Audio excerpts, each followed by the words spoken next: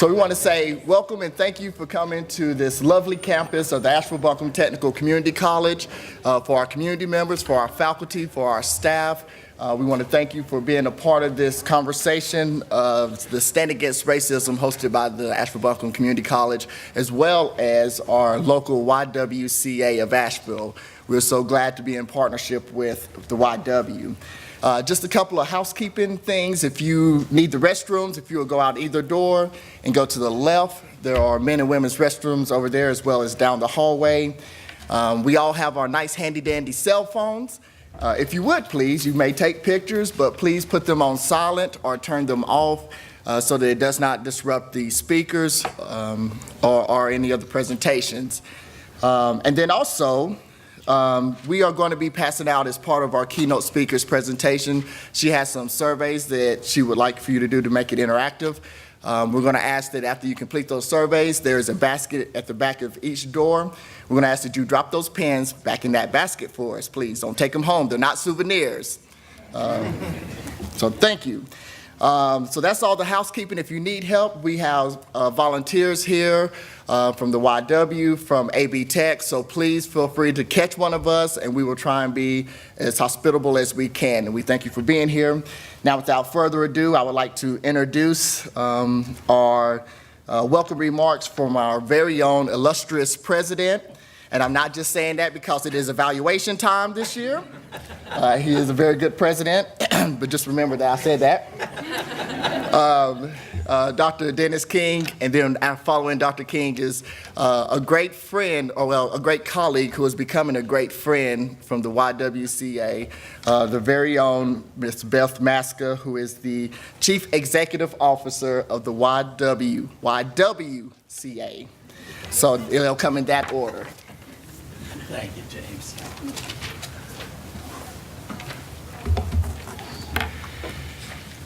Good afternoon, and as James said a few moments ago, I have the good fortune of being the president of Asheville-Buncombe Technical Community College, and I want to welcome all of you here today. On behalf of the Board of Trustees, the faculty, the staff, and students of AB Tech, I want to welcome you to this year's Stand Against Racism. AB Tech is proud of this annual collaboration with the YWCA as we jointly commit to do what we can to eradicate racism in our city, our county, and our country. The history of our glorious country is blemished by our institutional treatment of the African Americans who were brought here against their will from 1607 through the founding of the new republic in 1787. They were treated as property, so much so that the Constitution of the United States, when it was written, allowed a compromise that said that these individuals would be 3/5 of a human being. In 1820 and up to the Civil War, the only way a free state could get into the Union was if it was admitted along with a slave-holding state, thereby maintaining the equality between slave and free institutions in our country. In 1857, Dred Scott, an African American, was ruled by the Supreme Court to be property and therefore to have no rights under our Constitution. Then came the climactic war, where 500,000 people died in order to defend or to drive a stake through the heart of racism and slavery. But even with emancipation and the end of the Civil War, racism did not die. The KKK was born. Institutional racism arose through Jim Crow laws, which were condoned by the Supreme Court in 1897 through Plessy versus Ferguson. And 3,437 Southern African Americans were lynched between 1882 and 1951. In World War II, the Army was still segregated. Through all these abominations, racism survived. Then, in 1954, the Supreme Court finally got it right, ruling that separate but equal is not equal. In Brown versus Board of Education of Topeka, Kansas, they started down the road toward integration and equality. Still, through the 60s, many people died. Freedom riders, little girls in Sunday church, people who dared to march for their right to vote, Emmett Till, Martin Luther King. And in 2015, we have the Justice Department castigating Ferguson, Missouri for institutional racism. We've gone a distance before we got to where we are, but we still have a distance to go before we are that more perfect union that the Constitution speaks of. Yes, we've made progress, but there's some distance left to go. Let's today, as a community, look toward the lofty goal that we are, in fact, equal. Thank you.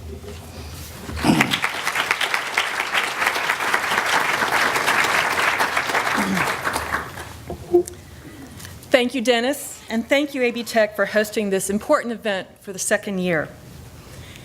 AB Tech is an integral part of the community in Asheville and at the YWCA. We have staff who have graduated from AB Tech, and we have program participants who are currently attending, working hard towards a better future for themselves and their families.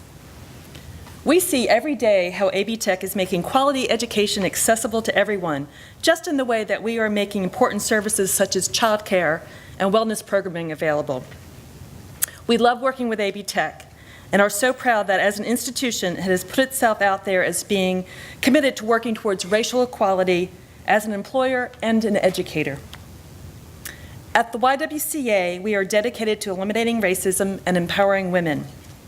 And we do this by offering programs that bridge gaps in childcare, healthcare, education, and earning power.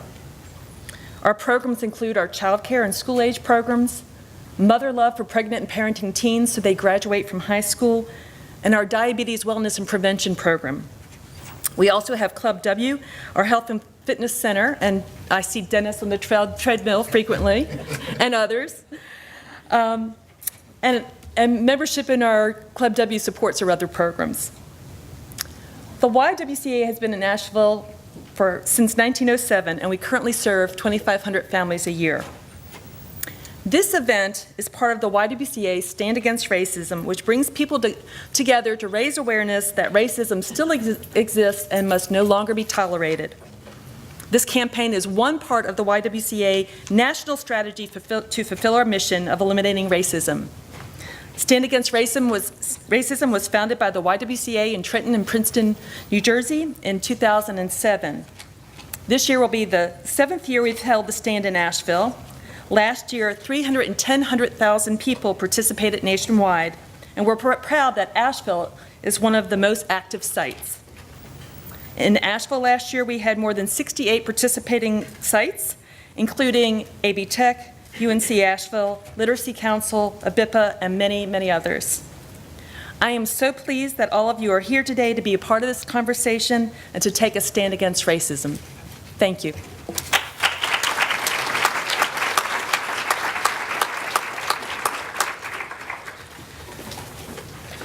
So we'll now move into our keynote speaker, and it is with great privilege and honor that I get to introduce our keynote speaker, and I jokingly told her at the beginning I won't say anything bad, so mainly because I'm a little fearful if I do what will happen.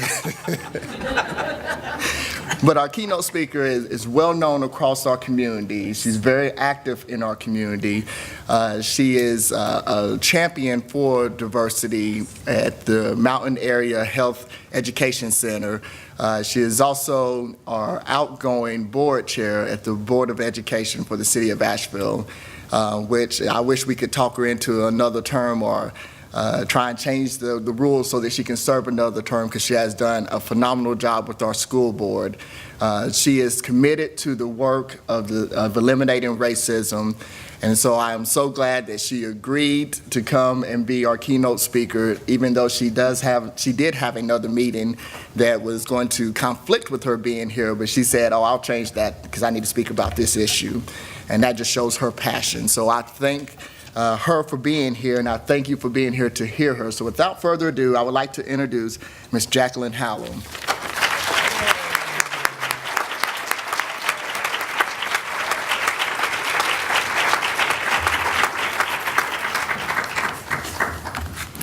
Good afternoon. Good afternoon. I have a few disclaimers. And one of them is that I do know that racism is a serious issue. And sometimes when I'm presenting, I use humor because it can make the things that are said about racism digest a little easier. It doesn't mean that it's any less significant or traumatic or important. It just means sometimes I like to have fun. And it helps people who aren't exactly where everyone else is sometimes, or where I am, to be able to listen and receive and try it on. And so with that said, I want to welcome you. I'm so glad to be here and so glad to be asked. I don't even remember what happens the day before, so if I had something else, I could have made it up and just to make me look good. But if I did have something else, then I'm glad that I did change that. I'm glad to see my friends and my family and my BFF and AB Tech family, and I know that we're on a timeline. Oh, I don't need to stand here, that's why I have this. Okay. Plus, I forgot my presentation, so I'm gonna have to look at it like you all do. But I am glad to be here. Overcoming institutional racism, and if Tyrone Greenlee in the room? Thank you for sending this to me last night so I know what I'm talking about. Appreciate it. So my disclaimer is, even though I am talking about overcoming institutional racism, it may not be valid because honestly, I have never seen it actually happen. And we're here, and some great things have gone on, especially at AB Tech. I mean, I'm just so proud of Dr. King and Daryl and other names that I'm not calling, because there is a lot going on here. And I hope it can be emulated in other organizations in our community as well. So let's applaud AB Tech, because I'm proud of them.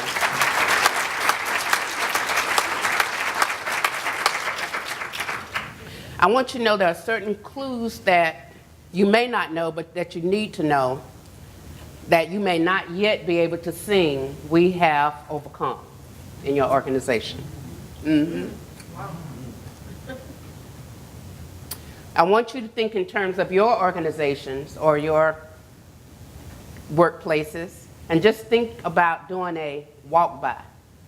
I always think in terms of that in public health. When you do an assessment, you do like a window shield, drive through to see what's going on in your communities. So perform a meeting walk-by and think in terms of people sitting around the table, making decisions for everyone, including yourselves, and what does that look like? Even in church, I'm gonna, pull everybody out. So when you see people around the table, is anybody missing in the board of directors or trustees meeting? Is anyone missing in the leadership teams? In the CEO or president's cabinet? Human resources team? Facility staff, who's there? Who's the majority that may be working in facilities? And compare it to the top few that I talked about. Housekeeping staff, still walking, keep walking. Cafeteria staff, you can close your eyes if you want to, if you really need to visualize who you see. Because sometimes you just walk through day by day and you don't really see some of the things unless you have that worldview, the eyes to see something like this. So cafeteria staff, front desk, administrative team, gatekeeper meetings. Anybody want to know what I mean by gatekeeper meetings? Anybody know what that means? So gatekeepers, what is a gatekeeper? Secretaries. Nah. And Security. could be, yeah. Oh yeah, that especially. Oh yeah. Who else? Gate. They let you in.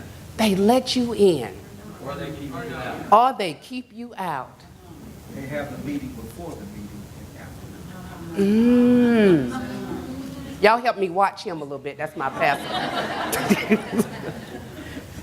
Gatekeepers, they make the decisions, and they do make the decisions to keep you in, to let you in, or keep you out, or to do something. I like the security. We know some things that's been going on with security and law enforcement in the places without me really going into that. We know what can happen when we have law enforcement, or law enforcement that's not good law enforcement, that need to be here with us, standing against racism instead of perpetuating it. What's wrong with this picture? Mighty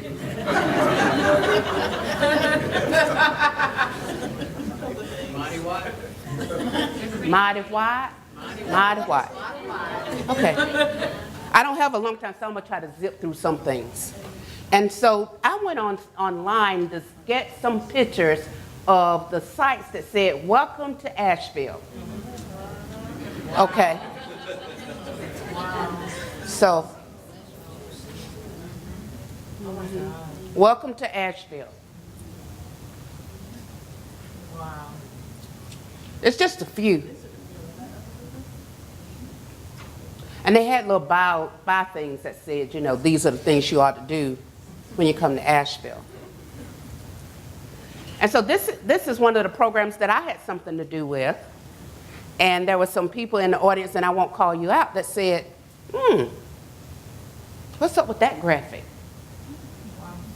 What is the name of the program? Diversity Conference. Yeah.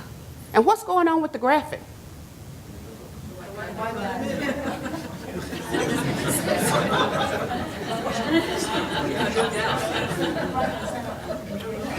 Dr. King, you want to come out here so you can see? I was trying to figure out how I could get out of here without interrupting it. Come on. But now that you've Come on. interrupted yourself. Come on. I mean, you haven't been bad. I just didn't want you sitting up there all by yourself. Interrupted yourself. No, you sit on the front row. That's why you go over there with Bear so you can see. So yeah, so we have a new graphic now. But what is wrong? What do you think about that graphic? I missed it. I missed it. White dude with a stance. Front old white dude in the middle with an authoritative stance. In a totally authoritative stance. Everyone behind him.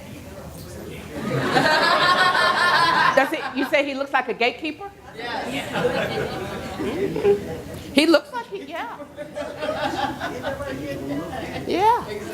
Welcome to his conference. At the HBCU, Winston-Salem. Oh, Annie. So I have a question. I was told to leave some time for questions at the end, but I'm just going to have questions all along the way. So here's a question. Can you develop a diverse workforce with the first bullet without valuing differences? No. Why? Because people are different. People are...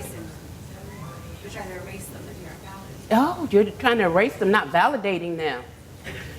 Give her something. I like what she said.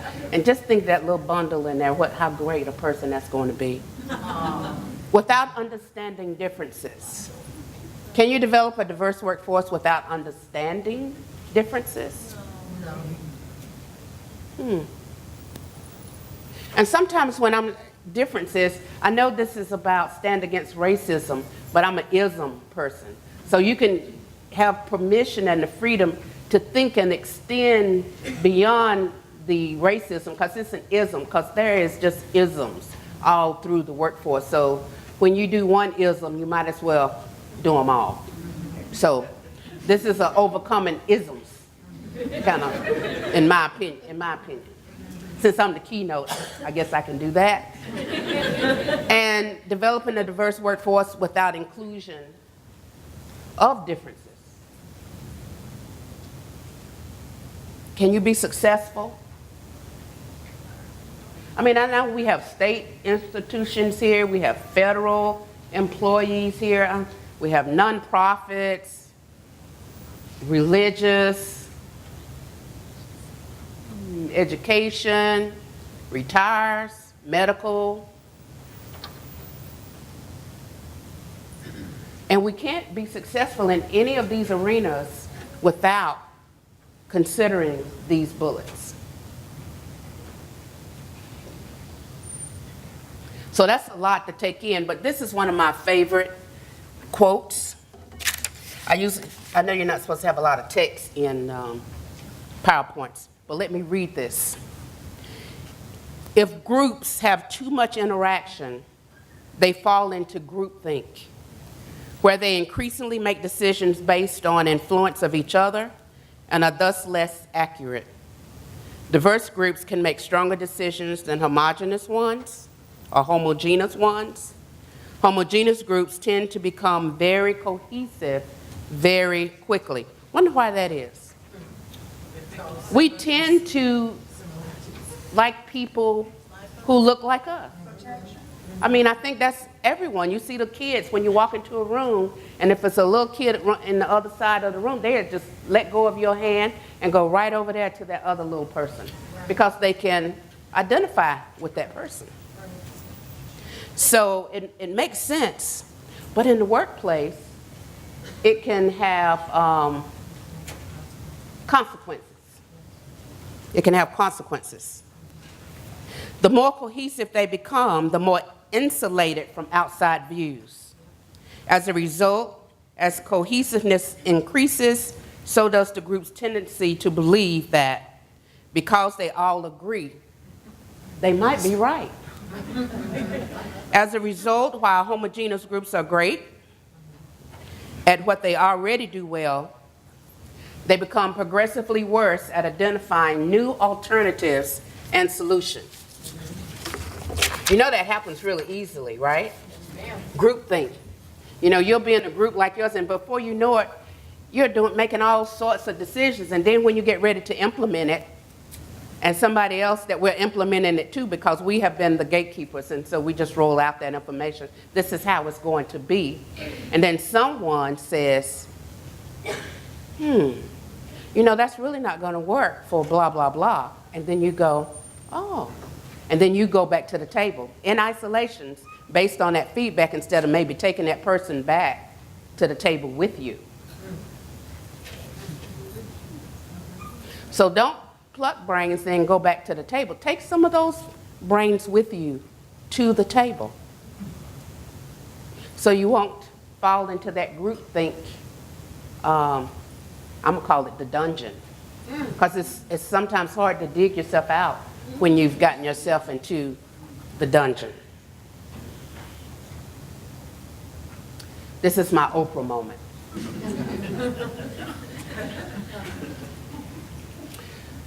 What I know for sure is to achieve diversity is a process. It's not a celebration, you know, Black History Month, Martin Luther King, you know, all those acknowledging that's okay. But you know, it's deeper than a celebration.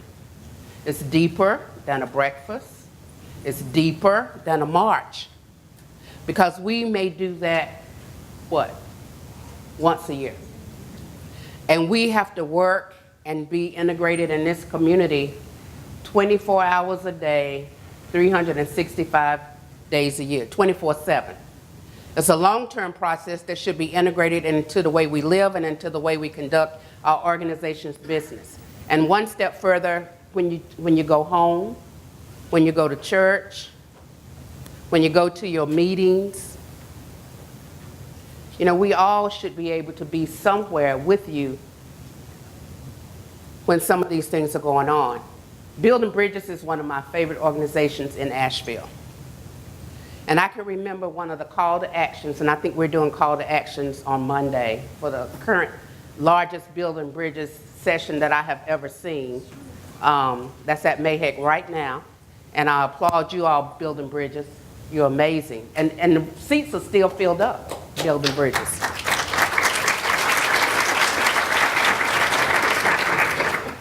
Now I forgot what I was talking about. What was it? It's a process. It's a process. It is a process, but yeah, it's a process that should be integrated. And I'm trying to think where I was going with my Oprah moment. Call to action. Call to action. Thank you, Rebecca. So during the call to action at Building Bridges, one of the call to actions was that they wanted to have more diversity invited into their home. But before they could do it, the person said they had to change the wallpaper. The wallpaper. Before they could have a diverse group of people in their home. I didn't ask.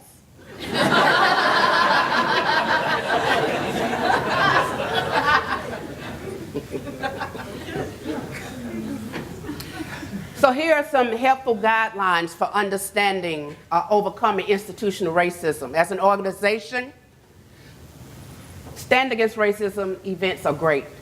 Continuously, every day, take a stand. Not in March and not in April, but every day, let it be weaved into the fabrics and the threads of your organization's existence. So continuing to create and heighten awareness about institutional racism. Systemically, it has been there, and it's like a disease. You have to work. You just don't go to the doctor and it's eliminated. You have to work on it. You have to treat it. You have to have therapy. And if that doesn't work, then you may need another type of treatment. But you continue on until it's eradicated, until your organization is healthy.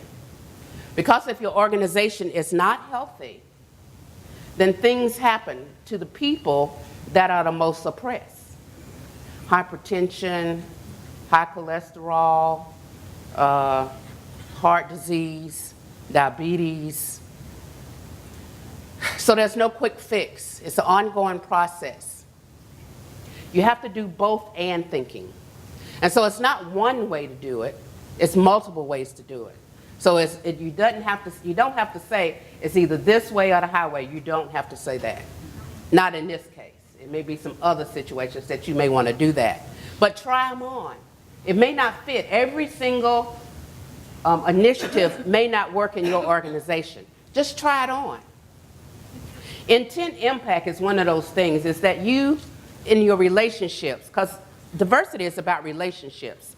So intent impact, if you say one thing and somebody says they're offended by it, and you say, but that's not what I said, or that's not what I meant, but they say that's what you said. Don't you ever do that either with your husband or wives or partners and or a friend, and you're getting ready to have an argument, and they say, well, that's what you said.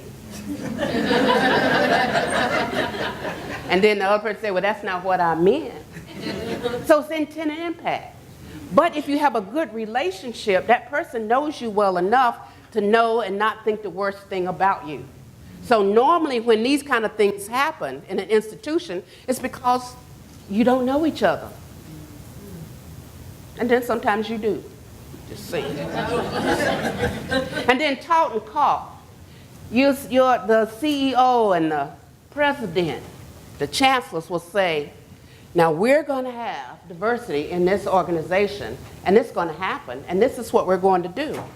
But then they're teaching you that this is the way it's supposed to be, but then they see you doing something else. Or they hear you saying something else. Because if you're going to teach it, you got to walk it. You can't tell somebody else to do it, and you are doing something else. It's like at your house. You tell your children, don't sit in the cafeteria with just people that look like you. Change it up. Sit with some other people. But it never happens at your house. Everybody that comes to his table or her table looks just like the family. So don't tell the child to do something if you're not going to do it by example. Monoculturalism. I think I got too much going on. Mono. I don't have to. You know what that means. It just means one. Expectation of assimilation and a melting pot. I've been told that. Miss Hallam, you just need to assimilate. No. Multi. That means many. And oh, the melting pot. You don't want a melting pot because that means everybody's in there and you don't even know who's in there. I'd be like, Annie, you in there? No. So you need a salad bowl so then I can see my oranges and everybody still gets to be who they are. But then it's a great salad. You know, everything's good and crispy and yummy. But in the melting pot, you don't know what the hell you're getting. You just don't know. So don't call America the great American melting pot. It's not. They told you wrong. Diversity and inclusion, that's multi. That's multi. Somebody's going to get me in a minute. I'm going to try. So I want you to see how this goes. This is an oppression chart. Target and non-target groups. And I'll go through this really fast. This is my isms that I was telling you about. So the type of oppression. Oh, I got a thingy. Let me see. Ooh.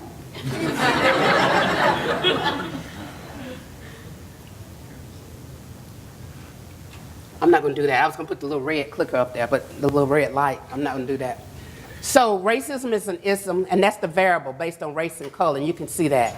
So what I want you to see is on the left side are the different isms. On the right side is the target groups, the people who have the highest probability of being discriminated upon from this chart.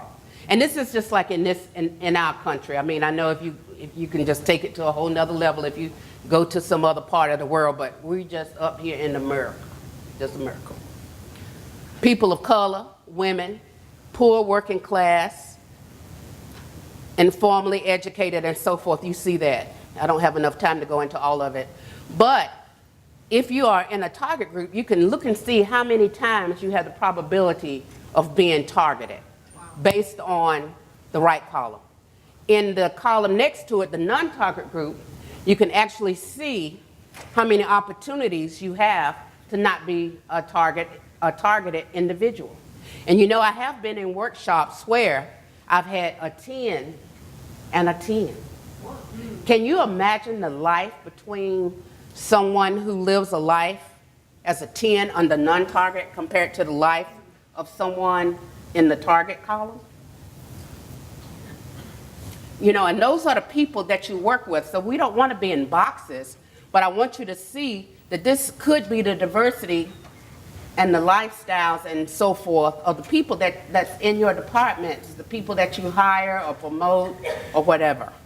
This is who they are. This is who we are. Even though we don't want to be in boxes, but you can find yourself in there. And don't ask me a question about elders. I didn't make the chart. But Title IX, HR people, is it Title IX? Yeah, okay. So what do you need to do differently as an organization with a diverse workforce? What do you need to do differently? Anybody? Name the differences? What do you need? Some of you are doing it. Don't be afraid. What do you need to do differently? Talk about it. More inclusive hiring process. More inclusive hiring process, yeah. Yeah. Educate. A board that represents What's your name? I like that. I like that. I like to have the gatekeepers representing, at least representing the people that they're making decisions for. It's not always easy, but I think it's important. Take a risk.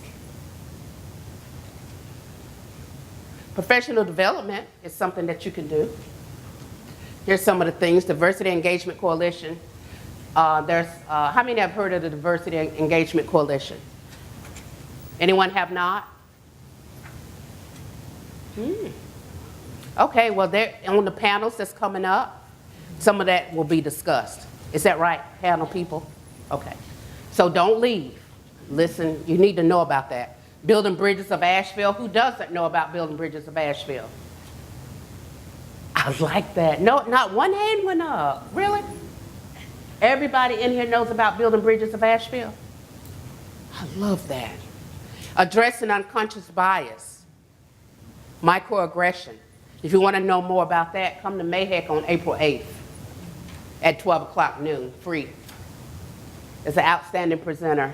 I won't point her out. Understanding privilege, not just white privilege, but privilege. The privilege of not having to worry about if you have privilege. You don't even have to think about it. You wake up and you look in the mirror and you just see you, but somebody else may see privilege.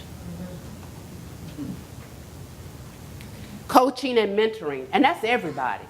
Even the CEO needs someone that he can trust within that organization that will check him and say, this is the shift you wanted, and so you asked me to be a coach and let you know when certain things are going on. So everybody needs a coach when you're trying to have a transition and move things a different way. Because you may not even see it because you're so used to carrying business a certain way every day, or your life even. And so changes and transitions may require some additional help. Just because you're a CEO or a PhD, it doesn't mean you have all the answers. The answers may come from a child. Just like it did for me for Asheville Heroes Night, when they were telling me about racial equity and inclusion. Yeah, I heard it from the children. And mentoring, it is so important to have a structured mentoring program in order for your people to move forward and understand. Here's one of my other favorite quotes. The world as we see it is only the world as we see it. Others may see it differently. That reminds me a little bit of that groupthink. In my last few minutes, I want to say, I talked about a little bit about racism, but how it can make a difference in someone's health. If you have never been a target of racism, and where you have to deal with it on a daily basis, conscious or unconsciously, the person who feels it is a real threat. It can make you ill. I had an issue from last week. It was traumatic, an issue for me. And I thought I had caught a virus, but I was dizzy and throwing up, and it was all kind of colors like The Exorcist. And I'm thinking, what the heck is going on? And I thought about it, wasn't able to get to church. And I tried, so I was dressed in the driveway, couldn't do it, carrying a little bag. And I thought about it, and I said, surely that's not it. I'm stronger than that. But I didn't do anything where I would have. And I don't know if that was why. But it can kill you. Racism can kill you dead. Yes. It's just like a bullet. And even if you recover, you still have PTSD. You post-traumatic slave syndrome.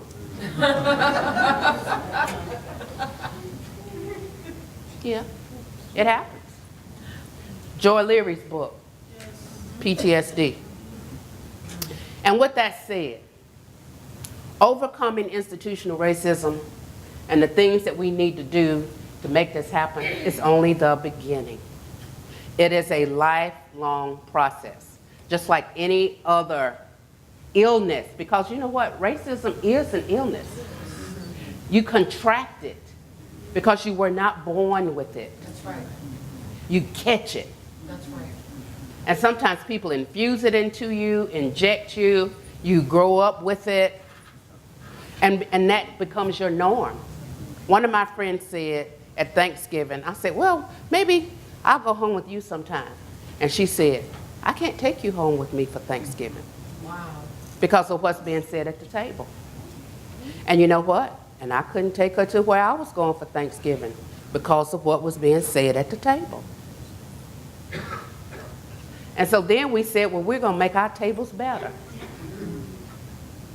And you know, I have a nickname in my family. Oh, Lord, here comes Miss Diversity.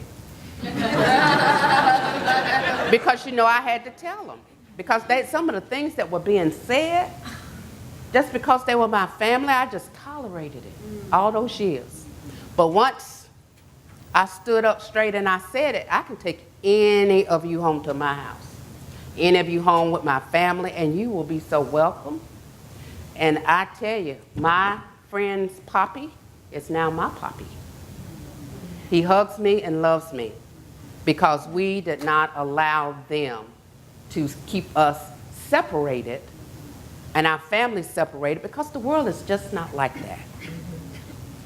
And so we have 6 minutes, 5 minutes, 4 minutes for questions if there's any. Or applause is fine. Thank you.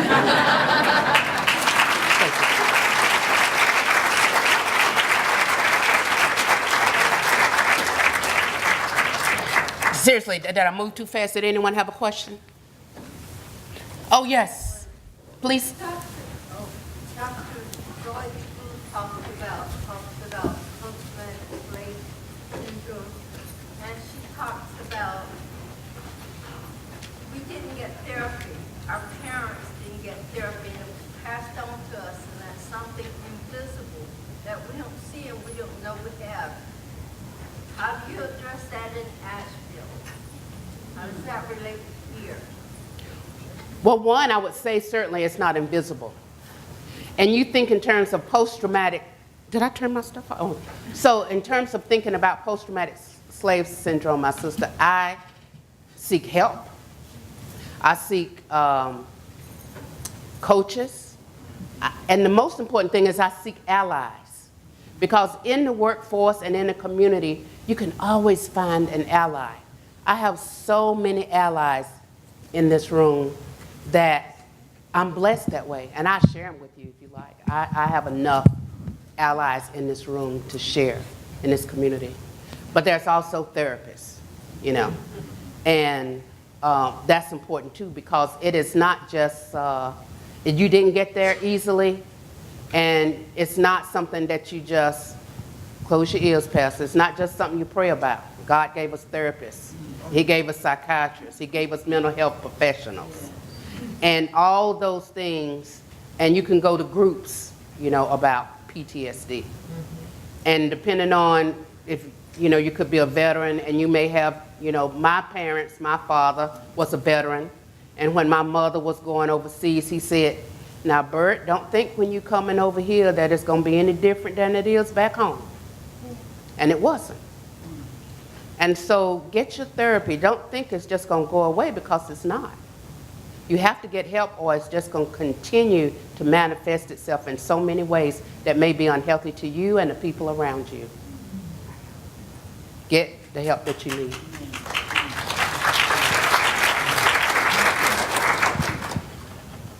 If someone at your workplace was recruiting individuals for a white nationalist supremacist group, what would be your course of action? To stop it. To say no. Just no. Stop it. It's not going to happen. Take your stuff and your signs and leave. That's right. And if you are on payroll, I hope you won't be the next day when you when you do that. It's not acceptable. It should be a violation of your policies. It's not a safe place for all people. There's too many isms in the workplace for somebody to come and say, somebody that I work with is not welcome in this workplace. They don't have that right. They got to go. They got to go. Would you say a little bit more about building bridges? I've heard of it, but I don't know any of the details or how to get involved in it, that kind of thing. I would love to talk about Building Bridges. Building Bridges is a nonprofit grassroots organization, and I have, you know what, James, why don't you go ahead? James, you're on the board, aren't you? I'll let you know, but I can talk about it all day long. I've been involved since '96, but let me let a board member talk about it. Well, and we have our board, one of our board chairs here. I thought I saw her. Well, oh, okay. Honey, don't Audrey. eat up my minutes. Well, no, but I just wanted to recognize her in the audience. But Building Bridges is a nonprofit who works with individuals over 9 weeks to be able to help black and whites have a conversation about race relations. It's something that's not spoke about in our community, and this gives you a safe space in a small group to be able to build that relationship and to be able to build and communicate effectively through race relations. Good job. Now, board chairs stand so they can, Audrey. And we have a table outside. And, yeah. Any other questions? Yes, ma'am. As a retiree who's just recently moved here to Asheville, how do people our age who are no longer in the workplace get acquainted with Black American people? One, come to Building Bridges. That's a start. Good. Volunteer. I heard, did you, everyone hear that question? I heard volunteer. Churches. Black Church, YWCA. Ollie, and that is? Okay. She's like, no. Anyone else? Urban Mentoring Academy. And he doesn't have a table, but I'm sure he'd be glad to talk to you. Any other suggestions? Oh, back there. Okay. Any other suggestions? Center for Diversity Education. Beautiful. Any other? Facebook page, Color of Asheville. Color of Asheville, Facebook page. Color of Asheville, Facebook page. Work in the after-school mentoring programs, After-school mentoring programs. foster grandfather, grandmother, and RSVP, Landon Scott. Phew. I think you should just stand outside the door and let people come to you. When this is, don't leave. What's your name? Linda Pohl. Linda Pohl. Pohl. That's Linda Pohl, guys. So find Linda after this. Give her your cards, because we don't need to have anybody in Asheville that can't get to where they need to be. Yes, ma'am? This will be the last question. Yes. How would you handle a situation of holding someone accountable for their behavior, regardless of their race, and being persecuted by your own race for doing it? Oh, well, you didn't have to take my picture, a surprise on that one. You know, that's bigger than the 1 minute that I have. What's your name? Angie. Could I talk to you after? How long are you going to be here, Angie? I have a card. I would love to be able to talk to you one-on-one. Okay. We are going to be talking this afternoon from the about 2 to 2:50, 2:55 time frame about a historical aspect of racism within our community. And there was nobody better for us to get to moderate this panel than our most newest comer to our community, Ms. Annie Burton, who most of you have seen if you came to the MLK prayer breakfast this past January, who did a phenomenal job. And so when we started talking about keynote speakers and moderators, her name quickly came and rose to the top for both the keynote speaking and the moderator. And so we just said, well, we can't get rid of her, so let's let her moderate both panels, because she's just so dynamic and charismatic that she's got to make us look good, so so we had to bring her on, and we're so glad that she accepted the opportunity to moderate for us. And so we are extremely excited and delighted to now have our moderator come up, Miss Annie Burton, who is the Executive Director for School and Community Engagement. for School and, I'll let her tell you, it's a long title. But I know she's with UNC Asheville, and she's been there for almost a year now. 2 years, almost 2 years. Has it been 2 years? Yes, sir. Okay, 2 years. And so she will be our moderator for this panel and our afternoon panel. So please welcome her with a great round of applause. Thank you so much. Which am I using? This one here? Okay, thank you so much, James Lee. I hope I live up to that. And good afternoon, and welcome to the 7th Annual Stand Against Racism discussion that is sponsored by YWCAs across the country, and here locally by the YWCA of Asheville and AB Tech Community College. As James Lee said, my name is Annie Burton, and I'm honored and I'm delighted to serve as this year's moderator for this important event.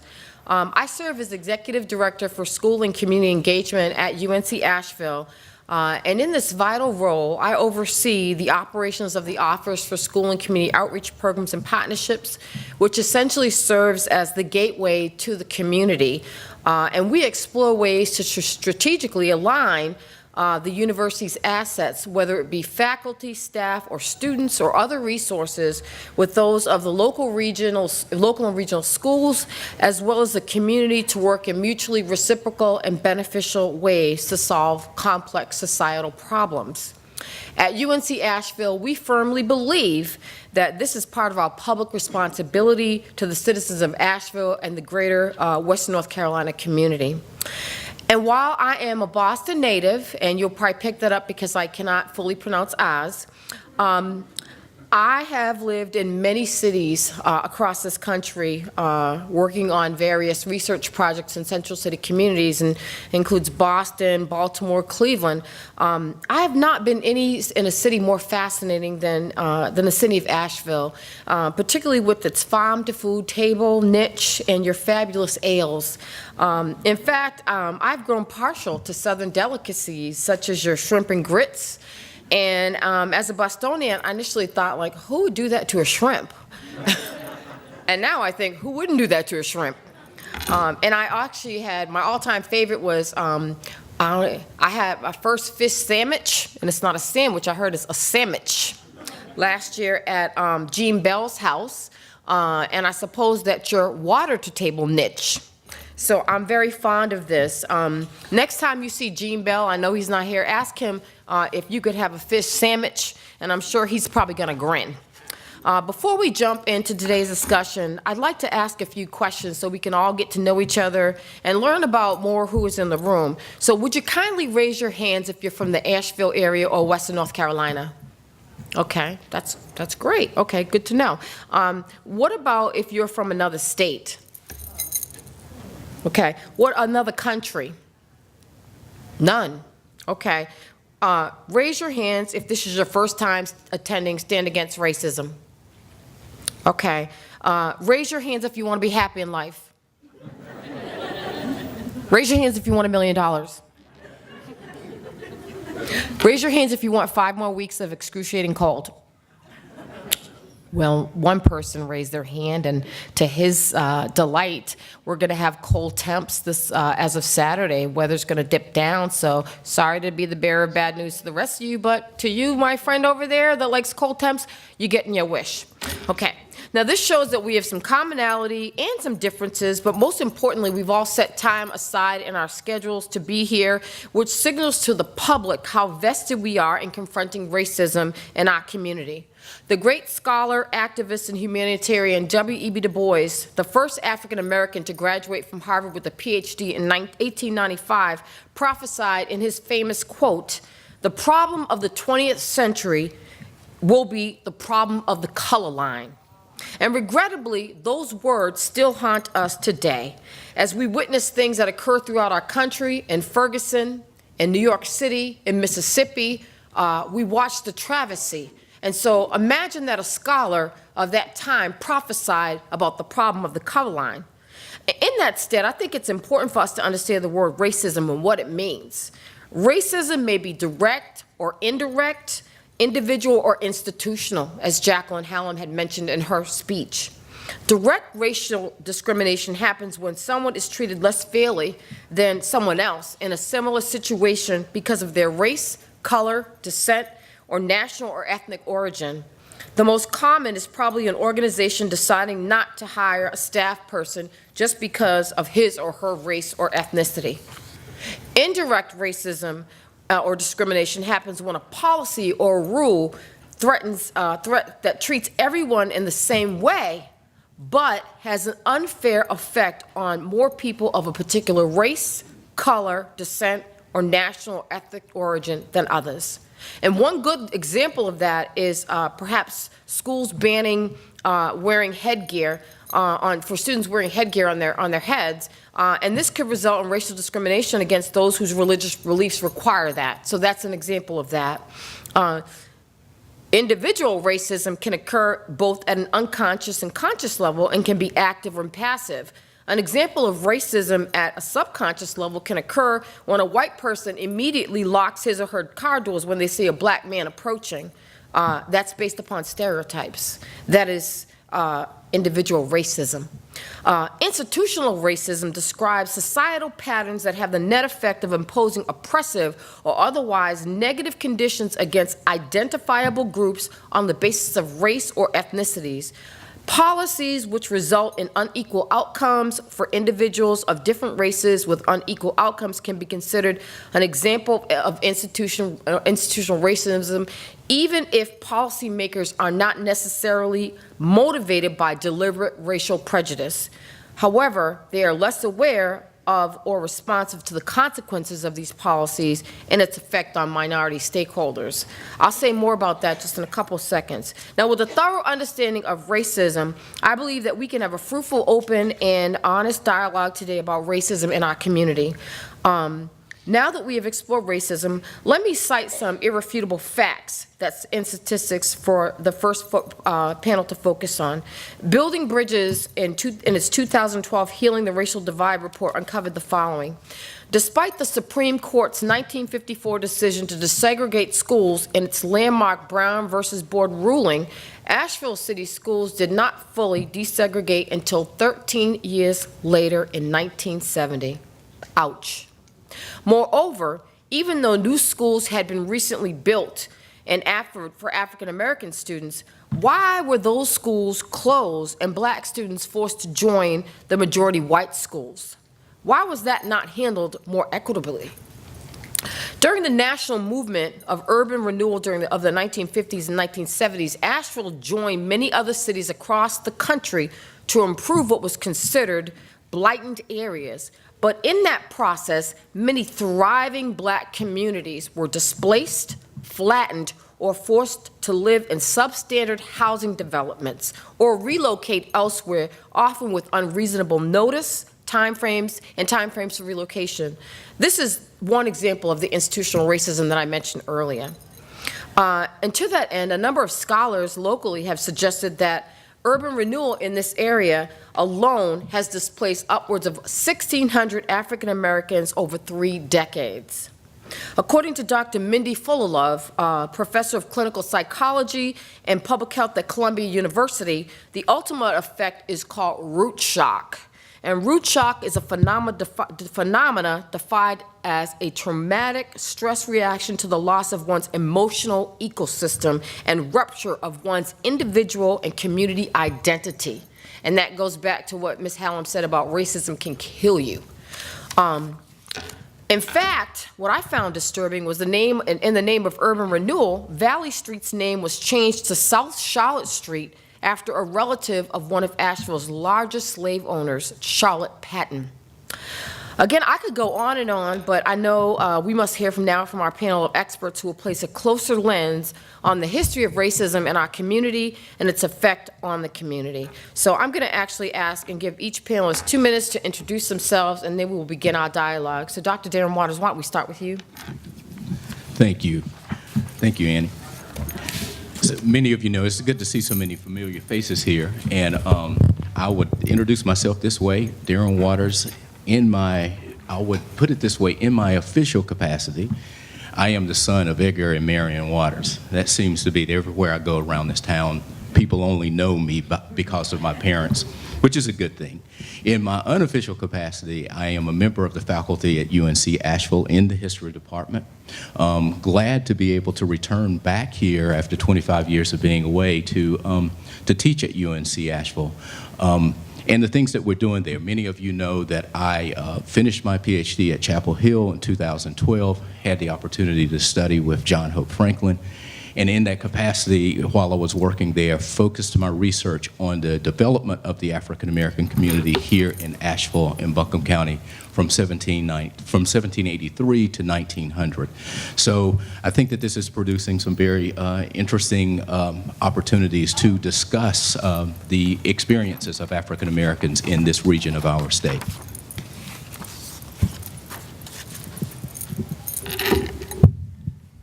Good afternoon. Good afternoon. Hope that you can hear me. I am Orlean Simmons, president and founder of the Dr. Martin Luther King Jr. Association of Asheville in North Carolina, in Buncombe County. I was born in Mars Hill, which is in Madison County. I have spent most of my adult life in Asheville. I retired from the City of Asheville Parks and Recreation as a culture arts supervisor after 27 years of service. My formal education was received at Mars Hill College, where I was admitted as the first African American student. I also attend summer institutes at the University of Rhode Island, where I study Kinging Nonviolent Conflict Reconciliation. I have received many honors and awards, but consider being presented the Making of the King Award from Coretta Scott King and the Distinguished Service Award from Mars Hill College's Alumni Association my most memorable and prestigious ones. I have been featured in Times and Jet magazine and appeared in Who's Who for Outstanding Young Women in America and WLOS TV's Person of the Week. I enjoy studying and researching local African American history and genealogy. I am the mother of 5 beautiful children and also a grandmother. My name is Beth Maska, and I'm the CEO of the YWCA of Asheville. I have worked in nonprofits in Asheville since 1989 in groups including the Self-Help Credit Union, the Affordable Housing Coalition, and Fiscal Legal Services. Most recently, I was Senior Program Officer at the Community Foundation of Western North Carolina. As many of you know, the mission of the YWCA is eliminating racism, empowering women, and promoting peace, justice, freedom, and dignity for all.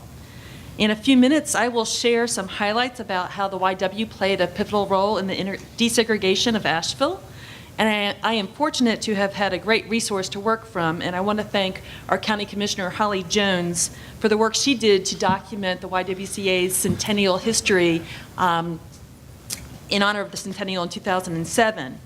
10 historic panels were commissioned and made possible by a grant from the North Carolina Humanities Council. The work was done with support from special collections from the D.H. Ramsey Library at the University of North Carolina at Asheville and the YMI Cultural Center. The text was written by Holly Jones, who was then executive director of the YWCA. And all the text of all 10 panels is available on the YW's website under our link for history. As you will soon hear, the women who led the YW both nationally and here in Asheville have always been on the cutting edge of social justice in their time. After building housing for women workers in the industrial cities across the United States, the women of the YWCA advocated for an 8-hour workday and child labor laws. And as I noted in my earlier welcome, the YWCA works to fulfill our mission by offering programs that bridge gaps in education, child care, health care, and earning power. The YW has been in Asheville since 1907 and serves more than 2,500 families a year. Good afternoon. I'm Sharon West, and I am the chair of the board of the YMI Cultural Center. The YMI stands for Young Men's Institute, that was created and was actually opened in 1893. This year we will be 123 years old. Wanted to hopefully also to say a thank you to Dr. Darren Waters for the research that he has done over the years to bring recognition to the YMI about its iconic history. So I'm here in several capacities, actually. So as chair of the board of the YMI. Also, I am a registered nurse at the VA Medical Center, and I am over the women veterans programming there. But also another capacity is my focus on health and healthcare disparities as a clinical ethicist. Thank you. Okay, so thank you. We're going to begin with a question to our first panelist, Dr. Darren Waters. And what we will do is we'll ask questions, and then we'll leave some time for audience questions of the panel. So Dr. Waters, would you please describe the history of housing for the African American community and its relationship to employment of the individuals who make up this community, and what, if any, have been the historical trends?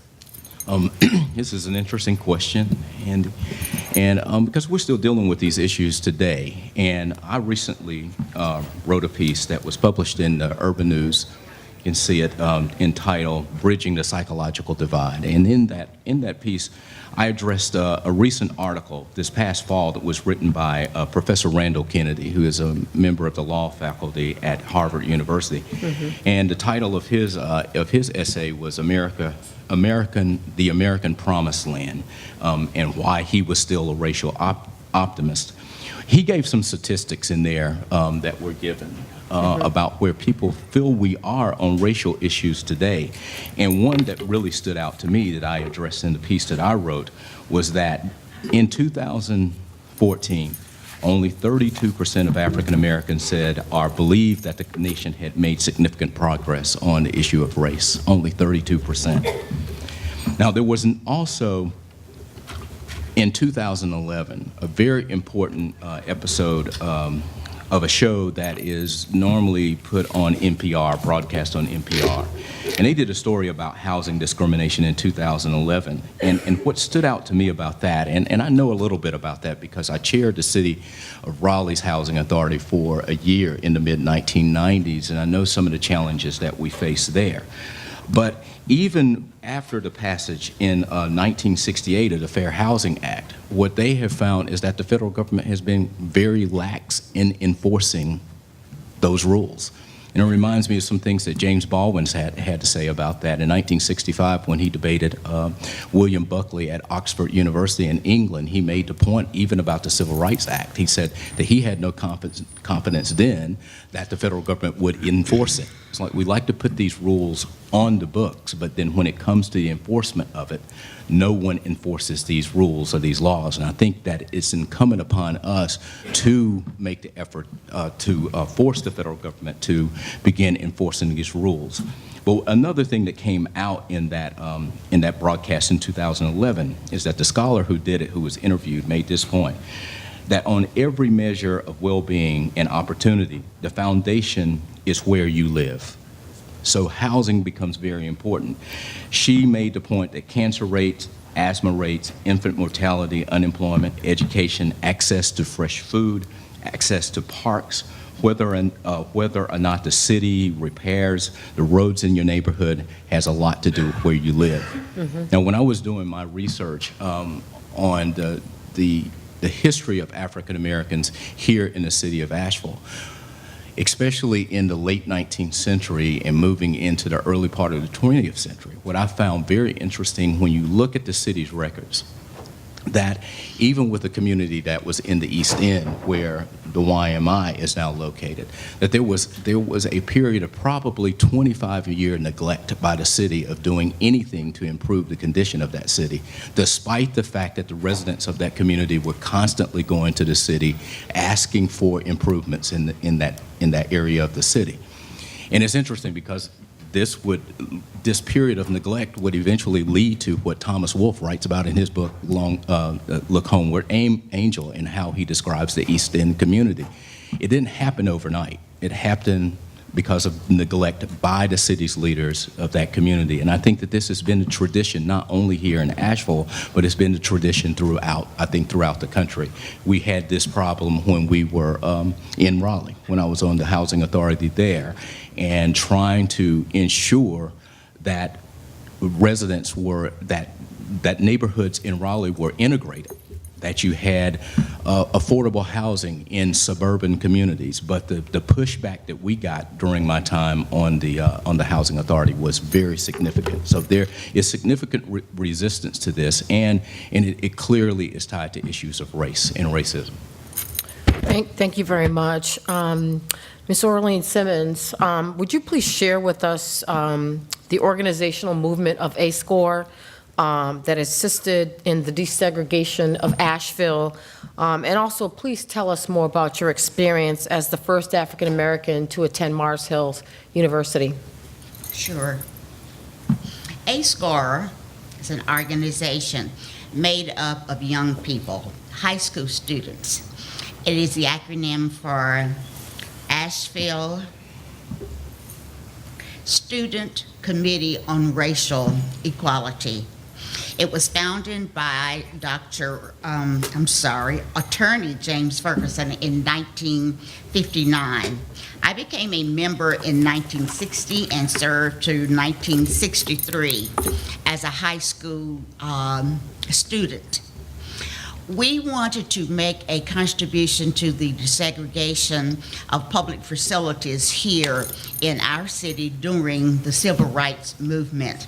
We came together as an organization listing the projects that we wanted to select. And our action was built on Dr. King's nonviolent action, where we actually received the training on how to go about to achieve this desegregation in our city.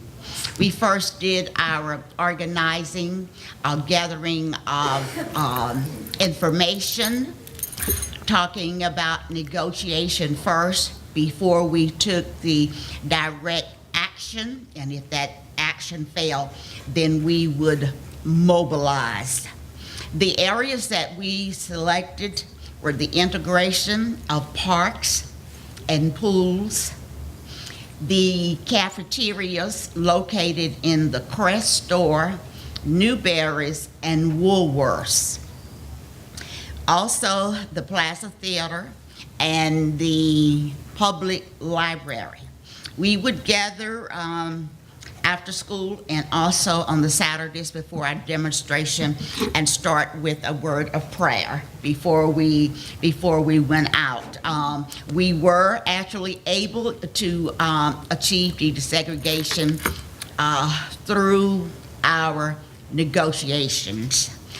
There was one instance where we did go into the mobilization, and that was with the hiring of bag boys at the Winn-Dixie store. After graduating from high school, I decided that I wanted to go back home to Madison County and attend the all-white Mars Hill University. Also, I was continuing this dream of human dignity, but it started even back from when I was a little girl and learned that my great-great-grandfather, a slave, molded the bricks for that building.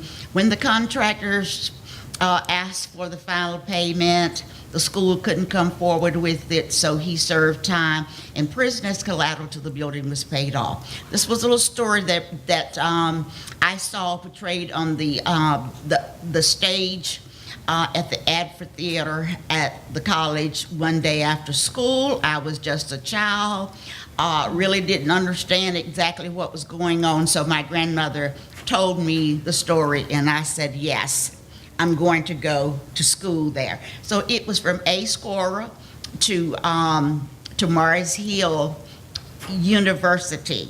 I'm sure that I amid all of the harassment and the name-calling that was affected both my social and my academic life there, I received the greatest education that I could ever receive because it taught me humility.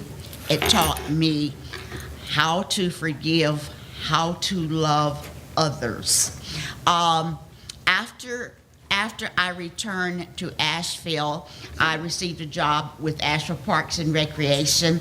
It was there that I wanted to continue my work of human dignity and created the Martin Luther King Prayer Breakfast. We'll soon be in our 35th year of celebration.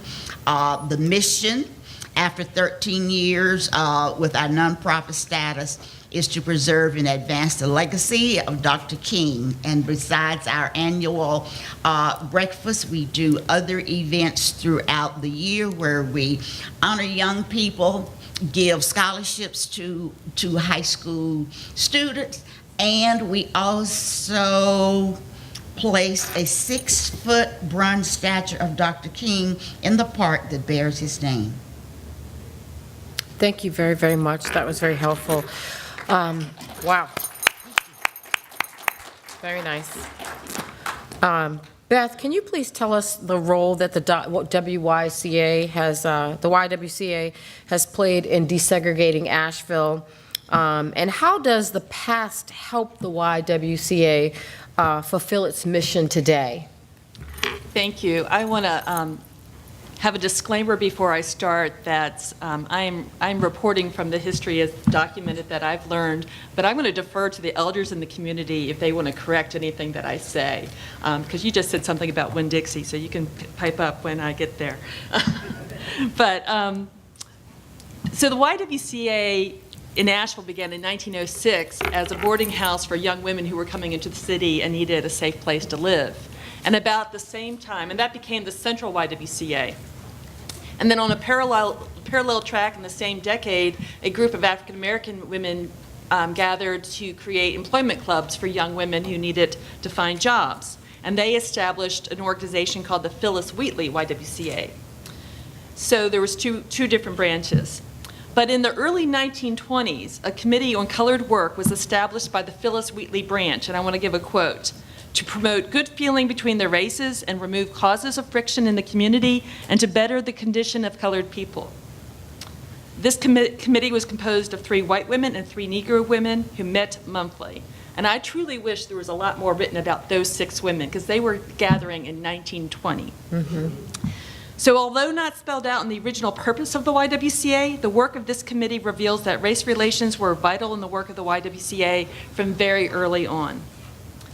In 1938, the 2 separate branches were merged on paper by the National YW and the local community chest. For many years, they functioned as separate organizations, but they had an eye to the future. In 1954, Lucille Burton was elected the first African-American member of the board of the directors of the Central YW. And also in the 1950s, the 2 branches began joint programming for the children and teens in the 50s.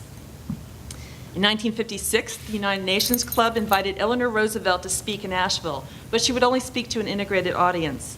And the YWCA was the only place in Asheville willing to host an integrated audience. She spoke to a sold-out crowd of 800.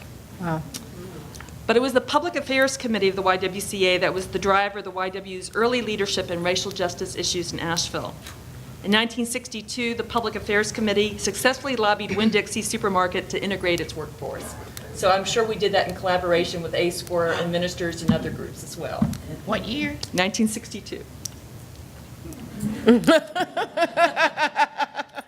Fact check. I'm just reporting. You did a good job. Following that achievement, the YW continued its effort to work with other local businesses such as A&P, JCPenney's, Belk Department Store, and the Bon Marché.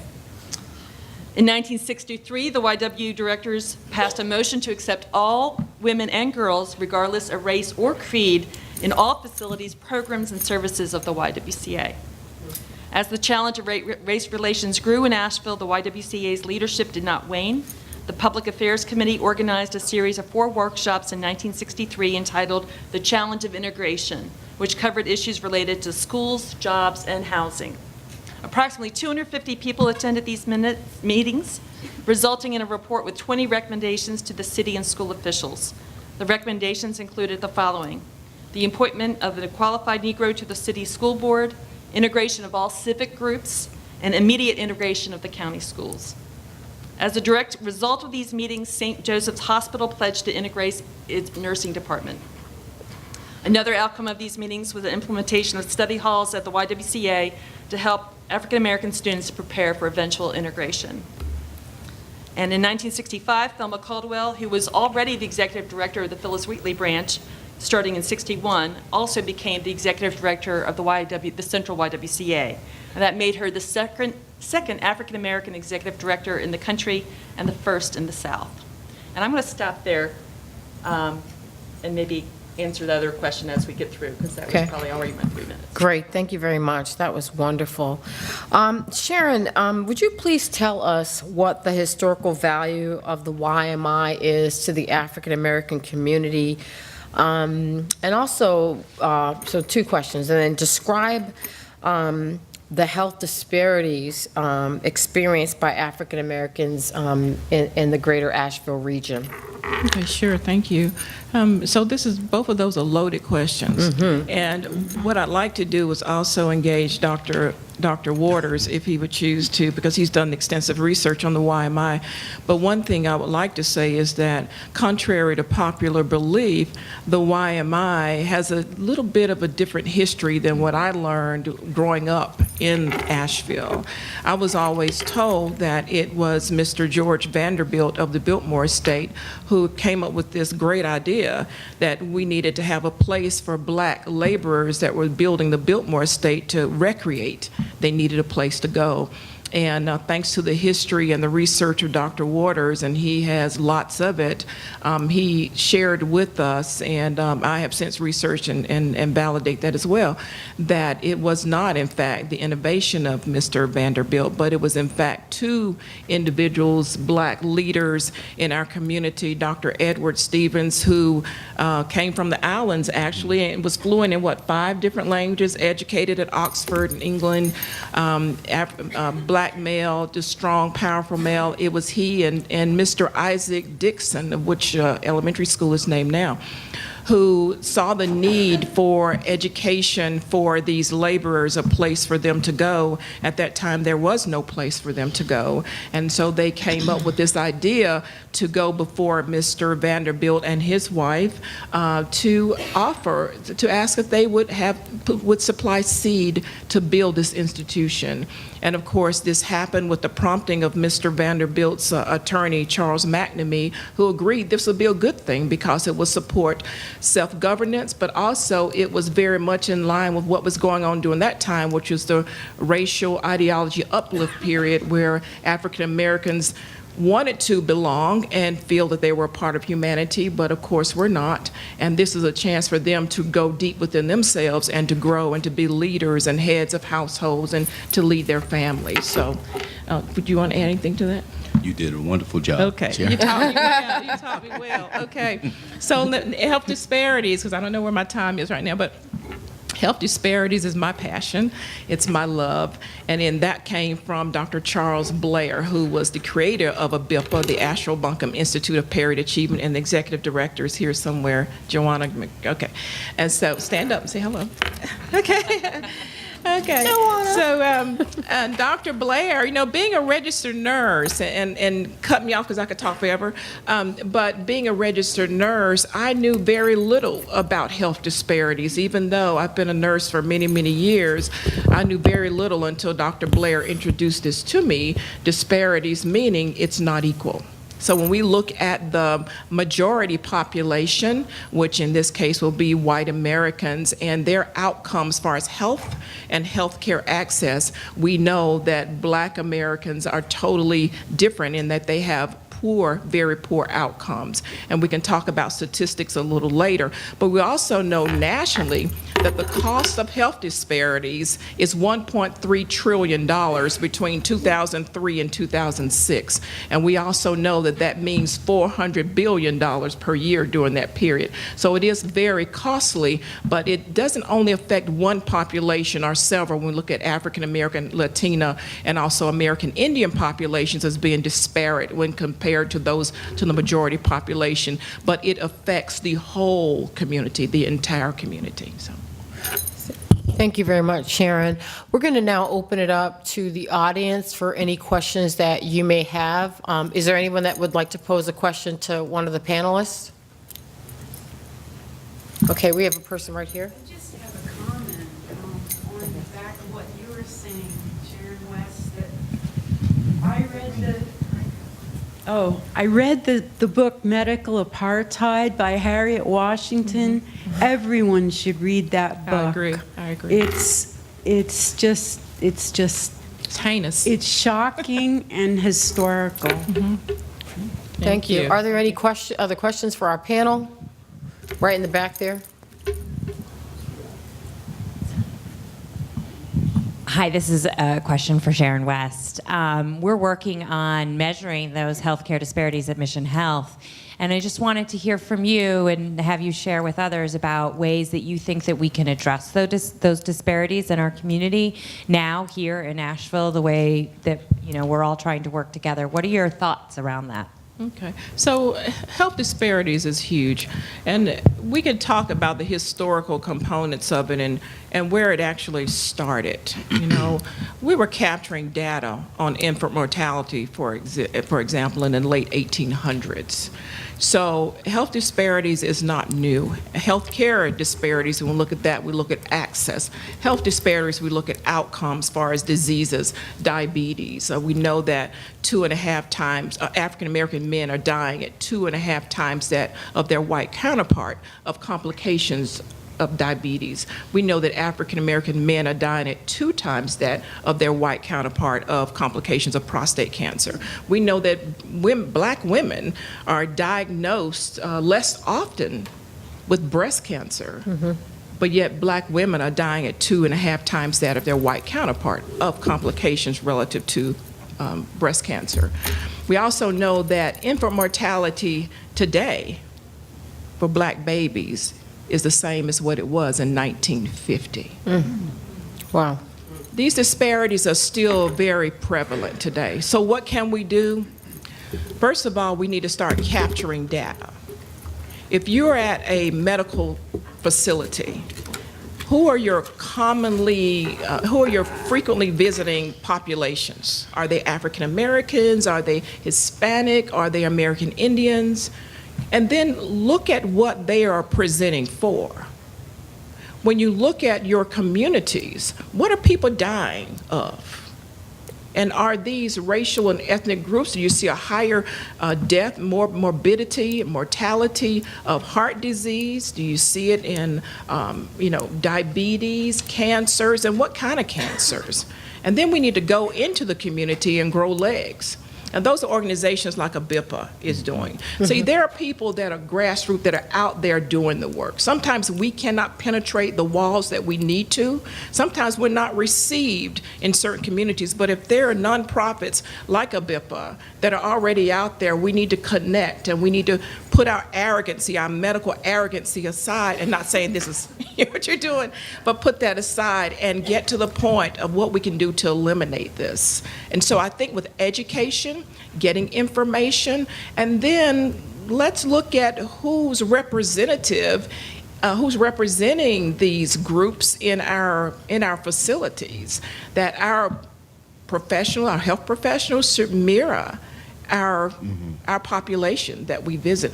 Cultural congruence means a lot. And that doesn't mean that only black doctors can see black patients, but these black doctors can educate their colleagues on what is appropriate communication, culturally appropriate communication, culturally appropriate approaches to healthcare is key. So education, information. I've read recently the greatest impact for eliminating health disparities is policy and politics. Excellent, excellent. I'm going to ask a question of some of our panelists. Ms. Orlean Simmons, you talked about the training that you all received on the nonviolent movement. Can you please tell me how your A-score was influenced by what was going on nationally in the civil rights movement?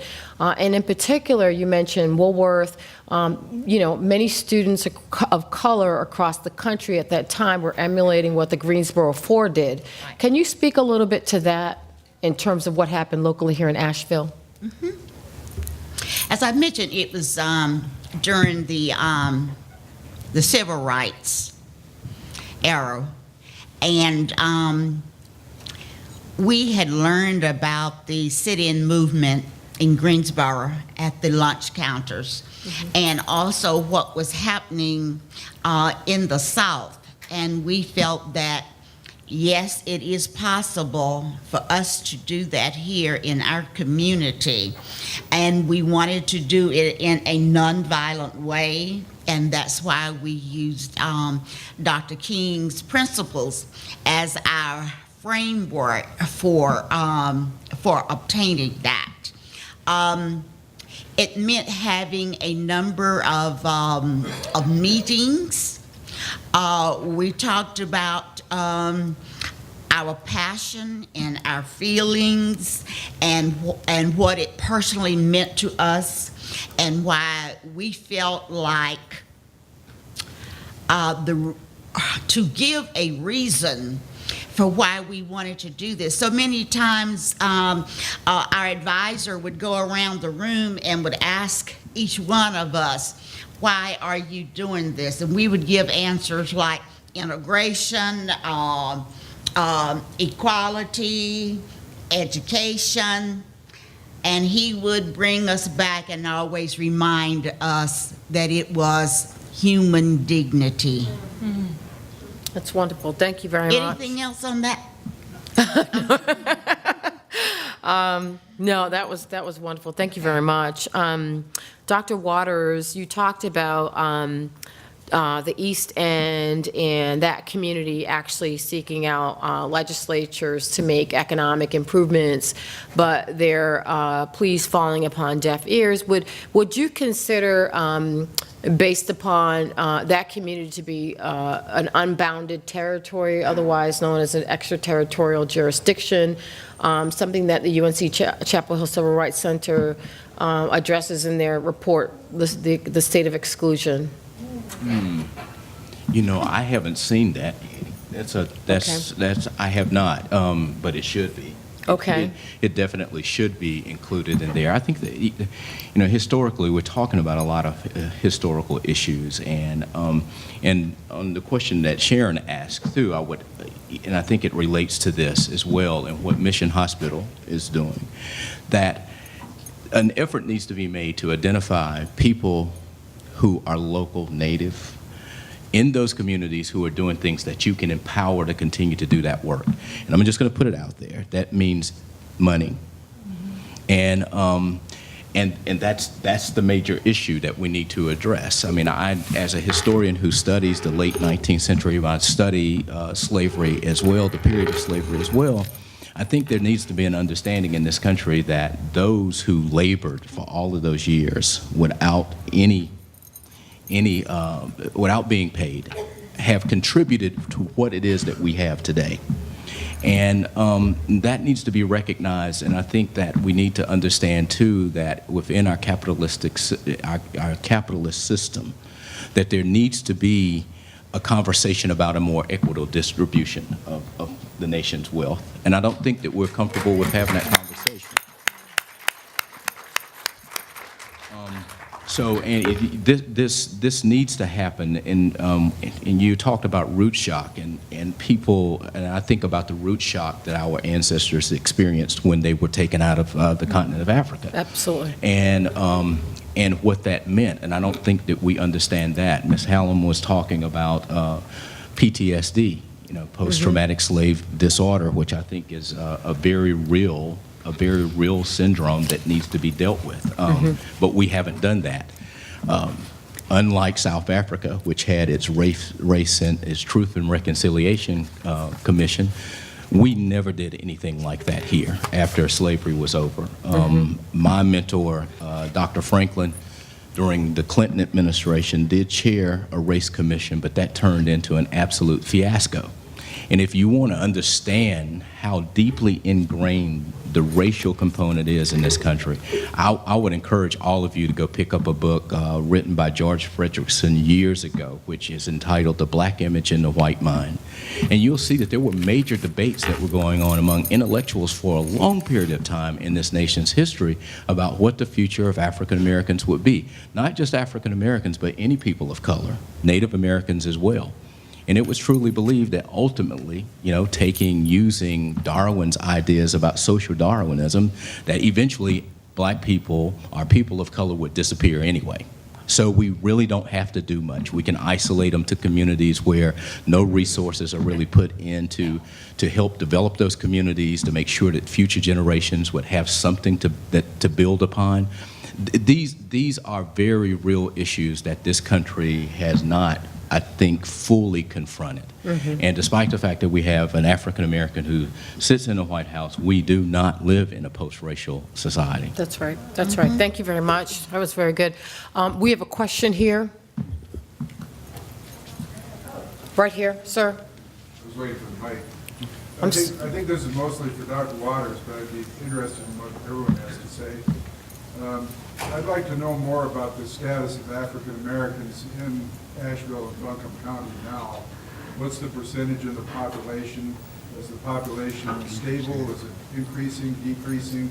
Is it getting disseminated into the community, or is it still segregated into certain neighborhoods? Is the socioeconomic status changing, income, that kind of thing? Okay. Yeah, you can. Dr. Dwight Mullen is doing a lot of work on this. But it's interesting that here in Asheville, the African American population has always hovered around 10 to 12%. At one time during the antebellum period, the post-bellum period after the Civil War, it did go up to 16% at one time and then dropped. Now there has been more of a dispersing into the county, but not, as far as the city is concerned, a more integrated city. If anything, from my observations, there is more segregation within the city itself. People live in isolated communities. This is traditional. This is a traditional part of Asheville's history. The socioeconomic opportunities, there are not many opportunities for African Americans here. And that's a conversation that has to be had about what do we do to make that possible. As a historian studying, again, late 19th century, one of the things that I have now been arguing that Asheville did not have the benefit of, the African American community here did not have the benefit of, that other African American communities in the state of North Carolina and in the South did have, was the benefit of a historically black college or university. Yeah. Because universities create an intellectual class. I mean, one of the things, Ms. Simmons talked about the sit-in movement in Greensboro. There's a book that I would encourage you to get that looks at the history of the sit-in movement there, written by William Chafe, who's a former professor of history at Duke University, and the name of that book is called Civilities and Civil Rights. And one of the main questions that he raises in that book is, why did the sit-in movements happen in Greensboro? And then he points to the role that A&T and Bennett College played in helping to produce the people who would challenge the status quo. Here, I think, UNC Asheville, I think now, I mean, there are 13 or 14 of us there who are African Americans who are on the faculty. Obviously, more needs to be done to facilitate the growth of an intellectual community there that is active in the community. But I think for too long, Dwight Mullen has been doing that work on his own. So I'm glad to join him in that effort. That's right. Thank you. We have time for one more question.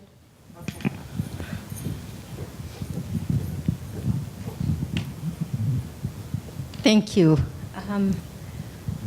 I only recently, and I'm 60 years old now, I just recently learned, and this is embarrassing, that slaves were freed on or about 1865. And I started to wonder, why am I just recently learning this? We celebrate 4th of July and Lincoln's birthday, but we have no knowledge of ourselves. And I don't want to be angry about it, but I think we need more education. I know Juneteenth is coming up, but We do. we need more education We on do. us. If I could just comment on what she just said. You are absolutely right. To me, history is so important to our identity, who we are. And if we don't know it, we're kind of, I feel rudderless, people who are kind of floating without any direction.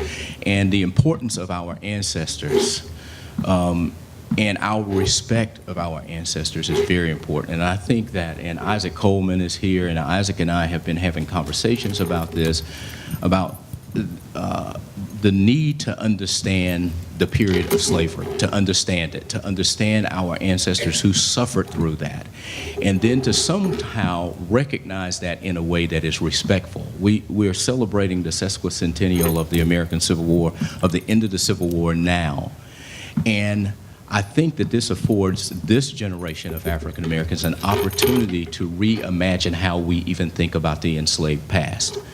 Just before I came over here, I had a conversation with one of my colleagues, Dr. Marcus Harvey, who I do a radio show here with, and we were talking. I asked him the question, had he ever read the Declaration of Independence that was written by the Haitian rebels when they revolted against France, and he hadn't read it. I just recently read it. And it's I would encourage you to go read the Declaration of Independence of the Haitian rebels when they revolted against France, and just see what they say, and especially what they say in there about the ancestors, that you have a responsibility to do this because of your enslaved ancestors who didn't have the chance to do it. So I argue that we have a responsibility to honor our enslaved forebears in a way that is respectful and honorable. And I think that that's something that we need to do. Annie, may I also Yes, ma'am. respond to that? And Yes, ma'am. I'll be quick about your question. That is one thing that happened and that we lost with the integration of schools. When we had African-American schools with African-American teachers, this history was taught to us. It was that when the students were bused across town and to other schools that had teachers that really followed an outlined curriculum, that got lost. And those generations didn't get it. And then when they were able to attend high school to study that particular class, it became an elective for them. And there were so many of us that were not taking it upon ourselves as a responsibility to bring our children in and to tell them about these dates and this time and the movements and the suffering. I do find that African American studies and histories is one of the most popular courses and classes in college now for African American students, and so many of them are taking advantage of those classes, and also in majoring. I have a number of grandchildren that are now in colleges, and they are just fascinated with this, and it's my pleasure to try to answer some of these questions with them and to hold conversations with them about it. Excellent, excellent. So we're going to close out this panel. I'm sure that we all have takeaways. For me, I heard organized activism, civic engagement that leads to getting more money, more line items and allocations for economic development. I heard reckoning with the past, our history, as well as also healing. So I hope that many of you have takeaways from this panel, and I'd like to ask you to join me in thanking them for their contributions in being here this afternoon.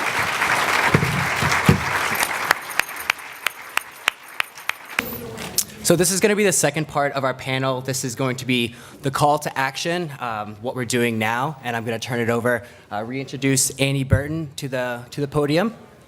Thank you. Appreciate that. Thank you.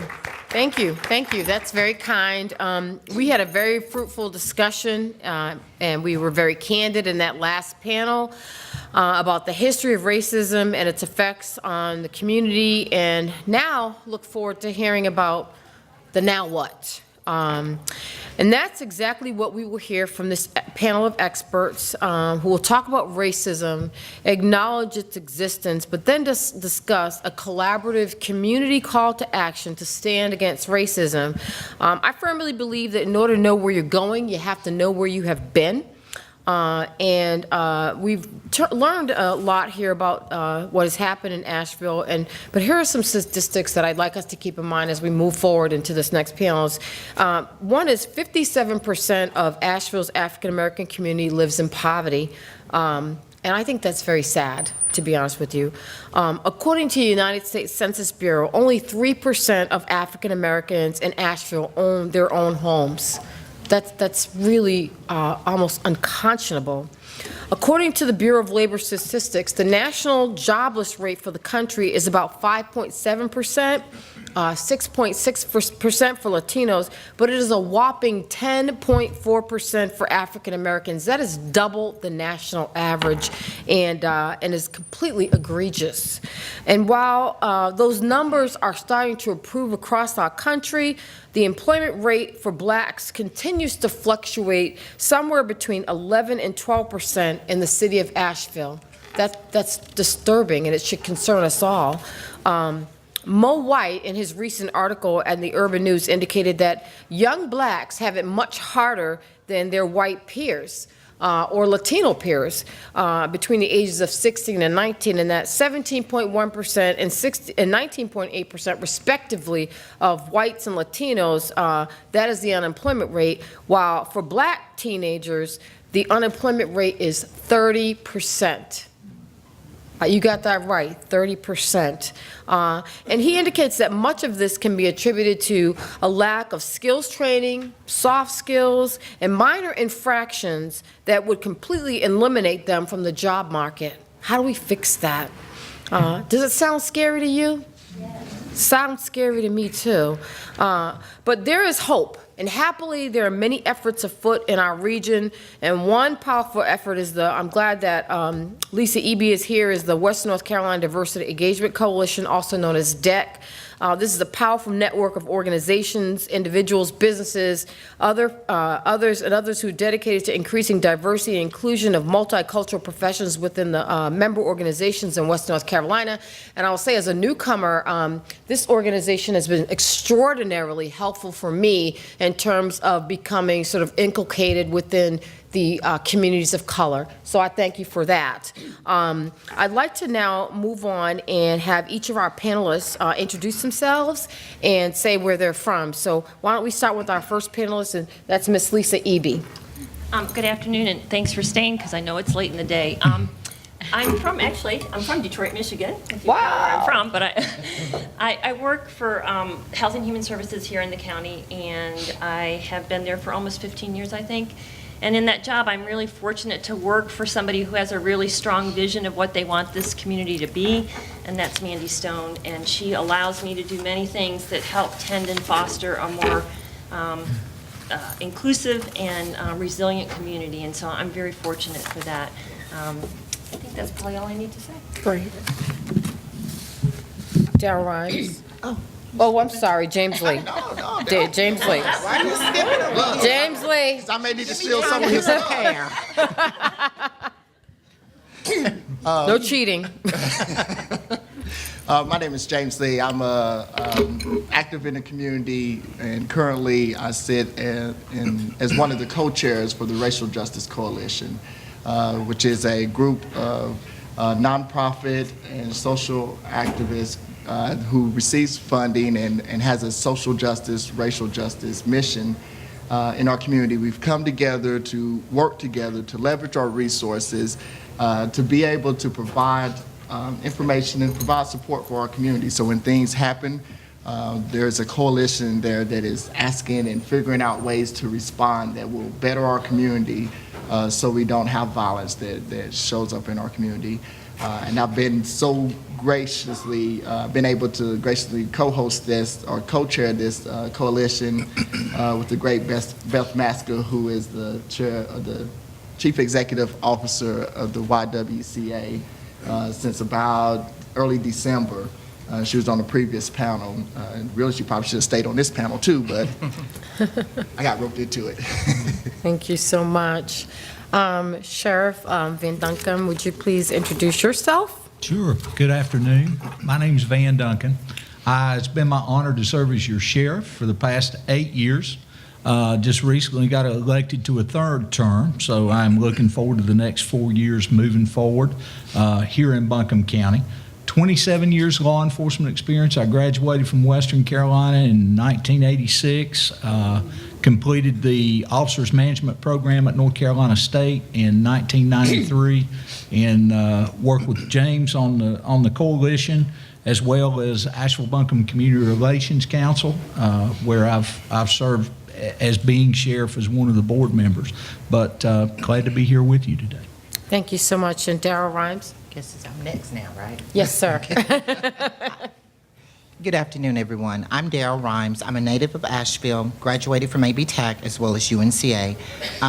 June of this year, I've been working here at AB Tech for 7 years, work in the Human Resource Department. Also, I teach in the curriculum and the continuing ed division. I have been promoted twice, and now my position title is Employment Coordinator and Special Assistant to the President for Inclusion, and that was created by Dr. King. It's fantastic. And Sheila Meadows? I'm Sheila Meadows. I'm a native of Asheville. I am the Vice President of Human Resources and System Talent Management at Mission Health. One of the things that struck me that I thought I would share with you is Annie earlier was talking about the integration of the city school system, and she mentioned that in 1970 there was still not desegregation. Well, Right. I'm here to let you know that it was much later than 1970 because I was first and foremost clinical. I was a speech pathologist, and I was working in 1980 in Asheville. We had just returned. I had graduated from college and worked for a couple of years. And I worked at William Randolph Elementary School. It was 99. I'm sorry. Wow, is this thing? He has such a much bigger voice than we do. Is that better? I'll try to speak up. Okay. I have to bring it up closer. You got to what? It's okay. So anyway, that desegregation of the city school system really did not happen until the 80s and later on in the 80s. And you know, it was not the 70s. In 1980, I came back here after graduating college and working elsewhere for a couple of years, and I was clinical. I was a speech pathologist, and I worked at Randolph and with preschool and elementary children doing child find in the community with children who had special needs and who had disabilities.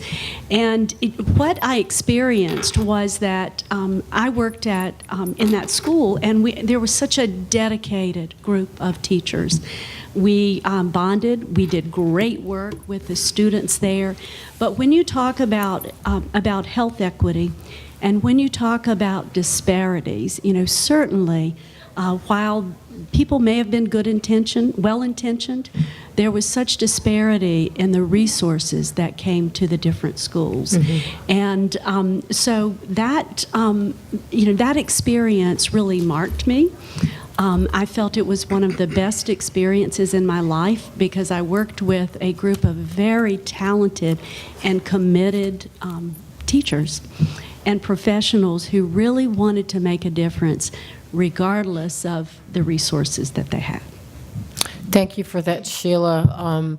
I think that is disturbing that if it was 1980, that means it was 23 years later than the Brown versus Board of Education decision, which says we should say to ourselves as a community, are we late adopters, and if so, why?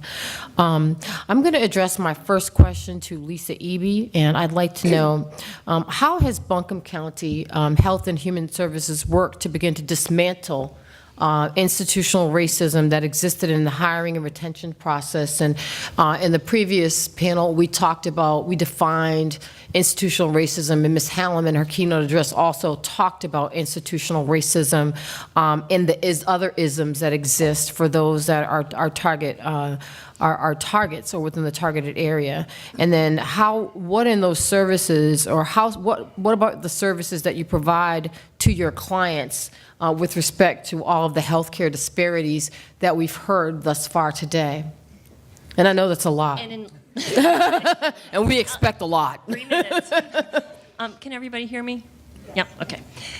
Wow, okay, so it is a lot. And I think it speaks to how complicated this issue is, but also how important it is. Jacqueline Hallam said earlier today that it's nothing, institutional racism is nothing that we've ever arrived at, that it's something that we continually work at.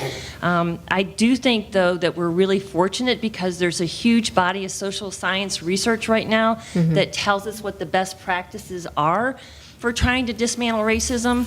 And I think that it's incumbent upon us to become educated about that and to apply it in the workplace. So I'm going to talk about some of those things that I think are important. The first thing is to notice it and name it. Unconscious bias exists in all of us, and it takes being educated, and it takes training in a way that you can notice it and name it. Jacqueline and we chuckled yesterday because when that advertisement came out with the MAHEC thing, or it wasn't MAHEC, but for the diversity training with the white doctor, arms akimbo. I've had enough training at this point in my life that my eyes were just scalded when I saw it, and I shot back that email, Jacqueline, and said, "Are you kidding me?" So the white man out in the front saving the day with his arms akimbo. So you have to become educated, and it takes what I've figured out with the education is it's like an irritation that you get in your eye that makes you see the world differently, right? And so I've really learned to see the world differently, but it's constantly changing and evolving. And so it's incumbent upon us to provide that education within our institutions in ways that help everybody within the institution to expand the space that they live in and to see the world differently. So I think that's number one. I think the other thing is that we have to really be aware of tests like the implicit association test. How many in here have taken that test? I imagine I'm kind of speaking to the choir. But it's a test that's basically, what it does is it taps into how, as a society, we pair things together. And the original test was based on people sorting cards that had insects, flowers, pleasant words, and unpleasant words. And they measured how quickly people could sort those objects. And what they found was when they asked people to sort insects with unpleasant words, it went very rapidly. Flowers with pleasant words, it went very rapidly. But when they tried to flip-flop it and you had to take cards and sort them with insects and pleasant words, it didn't go very well because deep inside your brain, there's an association that says insects are not pleasant, okay? So they expanded this test in a way that it looked at how we look at black men in our society or people of color, how we look at obese people in our community, the elderly versus the young, and they have run these tests. I encourage you to go and take one of these, but what it underscores for us is that there are these deeply embedded associations that we have because of our culture that we have to be aware of and fight against every day. And so how do you do that within an organization? I think Jacqueline spoke to this as well. Pay attention to the messaging. If you send out an announcement and it's got a white man with his arms akimbo and it's on a diversity thing for medicine, that's not the right message. That reinforces that stereotype. Women, we talk about women and their place in organizations, but there's still huge gender issues as well. Women of color, there are so many different ways that you can create pictures. One of the things we did in our lobby was to create pictures of hope and to create pictures that went against the stereotypes of the people that come to social services for public assistance. And so pay attention.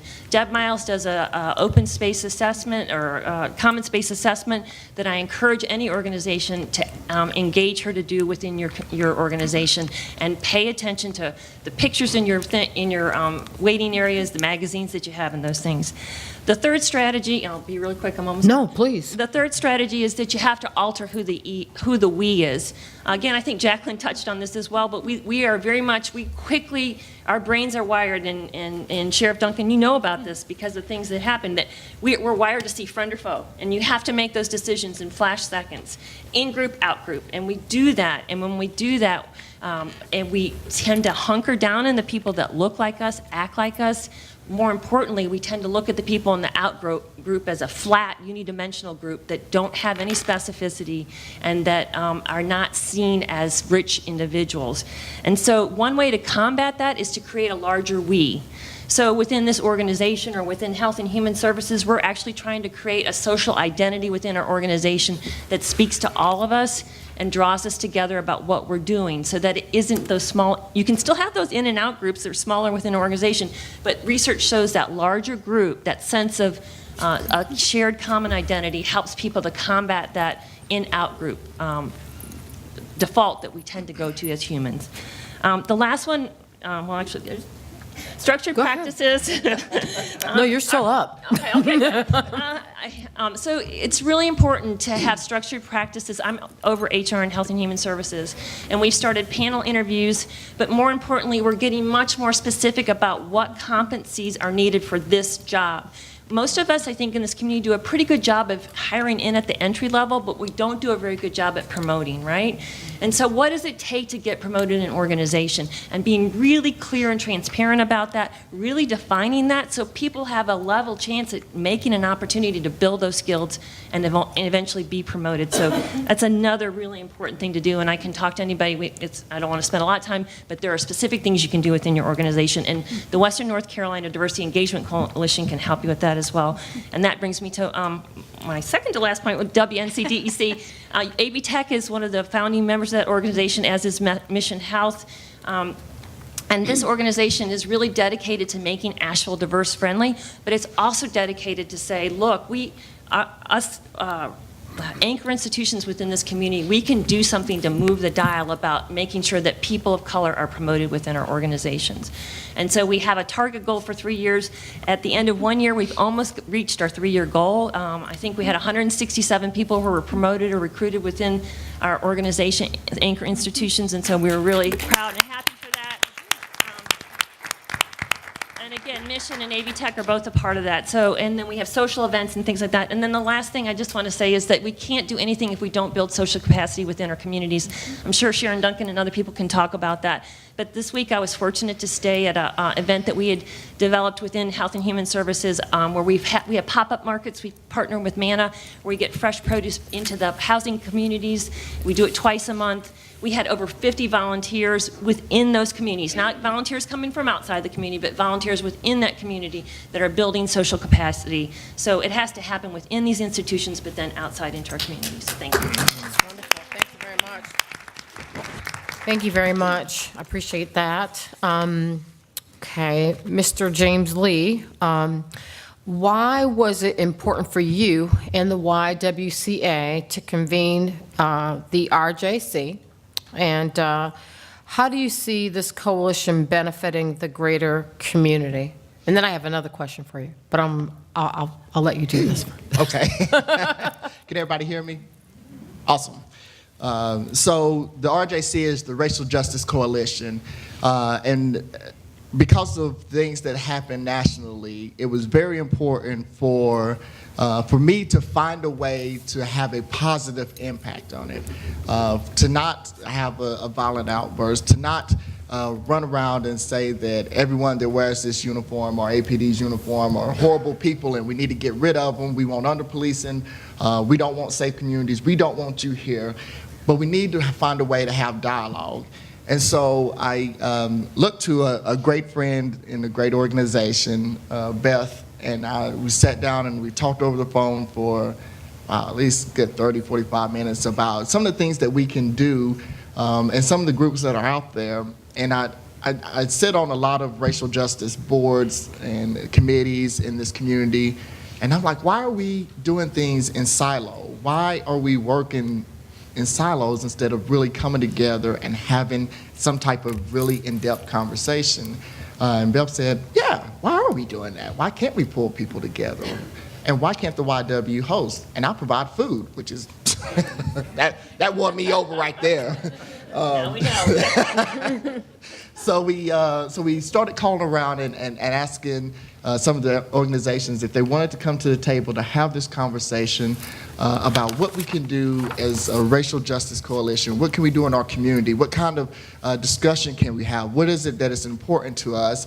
And of course, because of the things that's happened nationally, we immediately said we need to build a relationship with our law enforcement in our community. It is highly important for us to be able to have that conversation, have that dialogue, that we can be authentic in our relationship, that Sheriff Van Duncan and APD can hold us accountable as Racial Justice Coalition, and we can hold them accountable for things that happen, and so that we can really work together as a community and show that we're all flawed, we all have our downfalls, we all have bad things happen to us, but when we do things right, we need someone that's going to stand there and say, this was done correctly. And I think that that's what the Racial Justice Coalition has been working towards in the last few months. We've done a lot of things, we've gotten a lot of traction, and I think that we've had some great relationships. Now, what do I think that what this is going to do for our community is that it provides a single entity or group of entities that come to the table that will not only take on things dealing with law enforcement, but we will expand to make sure that we continue to collaborate as organizations, that we're not working in silos, that we're leveraging our resources, and that we're building a better community because we have our anchor institutions doing it, we have our other organizations doing it, so why not the organizations that are dealing with racial justice, that have a charter and a mission to deal with racial justice? Why shouldn't we do it? It's just the right thing for us to do. And so, again, it's been amazing to work with Belle. She's such a great person, and the YW, such a great staff, because they feed me, so that makes me happy. I keep throwing that out there, so if you want to make me happy, feed me. But it's a great relationship to be able to build across race, but also across organization, and also within our law enforcement, because we definitely want safe communities. We all want safe community, whether you live in public housing or you live in the Rambles in Biltmore. We want safe communities, but we also want to have positive relationships. Thank you very much. That was excellent.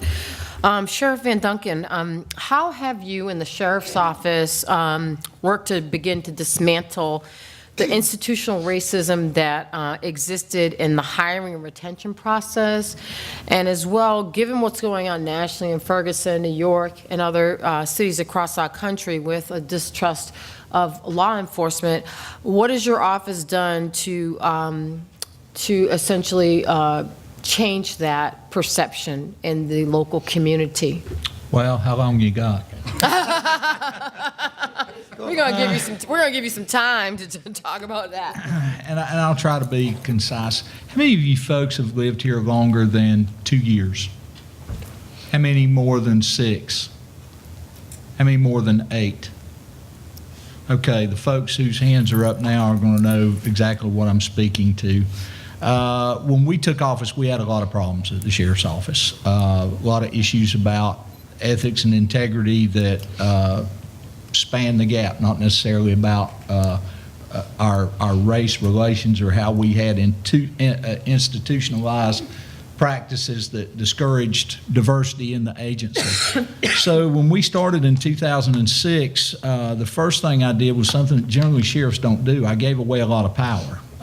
Instead of me being the person that was doing the hiring in a small select group, we started putting that out to committee, which meant that it went to a group of people who had a very specific goal in hiring the best and the brightest, and then us as an organization to try to retain those folks.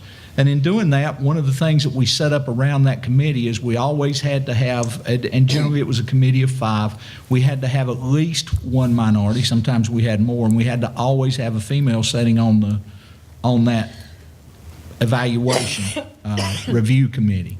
What I can tell you past that point of time is every time that we get the opportunity to hire someone, a minority candidate, that's the best and the brightest, it's a victory for us. I mean, it truly is. And can we be real here? Yes. Yeah. When we were able to hire Natalie Bailey, and I hate to do that to her because Hey, Natalie. you know, we just love her. She's that good. She's awesome. She was the best and the brightest in that interview, period. Now, did we get a real opportunity because she happened to be a person of color? Yes, we did. And in the job role that she has, she is the face of the sheriff's office on WLOS in the morning, in the media. And I think that's a great thing because what's happened over the past year sure has not helped law enforcement in recruiting minority candidates for law enforcement. And I'll be honest with you, sometimes I get really frustrated with that because that wasn't us. Not that we're perfect. And not that we don't have room to improve, but that wasn't us. But when it comes to media perception, public perception, we all get painted with that brush, and it makes recruiting minorities that much tougher. Yeah, there you go. We pay attention to that, I think, and I didn't realize till yesterday, James told me that the county's 6.5% African American. And it's going down. I would say, and I've not pulled the numbers recently, I would say guessing, and Natalie could probably reference that better, I would say we're at that percentage at the sheriff's office in African American, and I can have that answer for you. I can tell you that my knowledge of folks and seeing new hires and coming in and meeting people, we continue to hire very bright, very skilled, very talented minority groups in the sheriff's office. We continue to be able to do that. As far as retention goes, I think, and one thing I am involved with is every time that we terminate employment, I'm generally involved in that, almost without exception.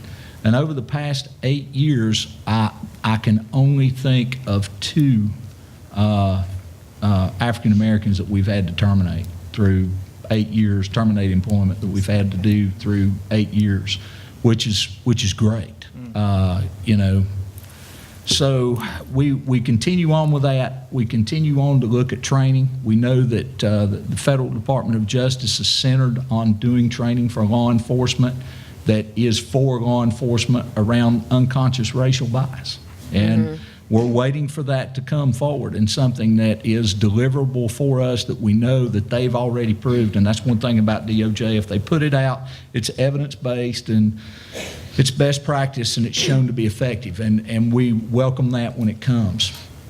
And we continue to work with, we'll continue to work with the Racial Justice Council or coalition. And it is truly a coalition and it's really beginning to get its wings up and under it right now, and also the Asheville-Buncombe Community Relations Council, which for us has carried a whole lot of the mail, so to speak, in doing and getting in the middle when we have conflict-based things with the community, especially around race.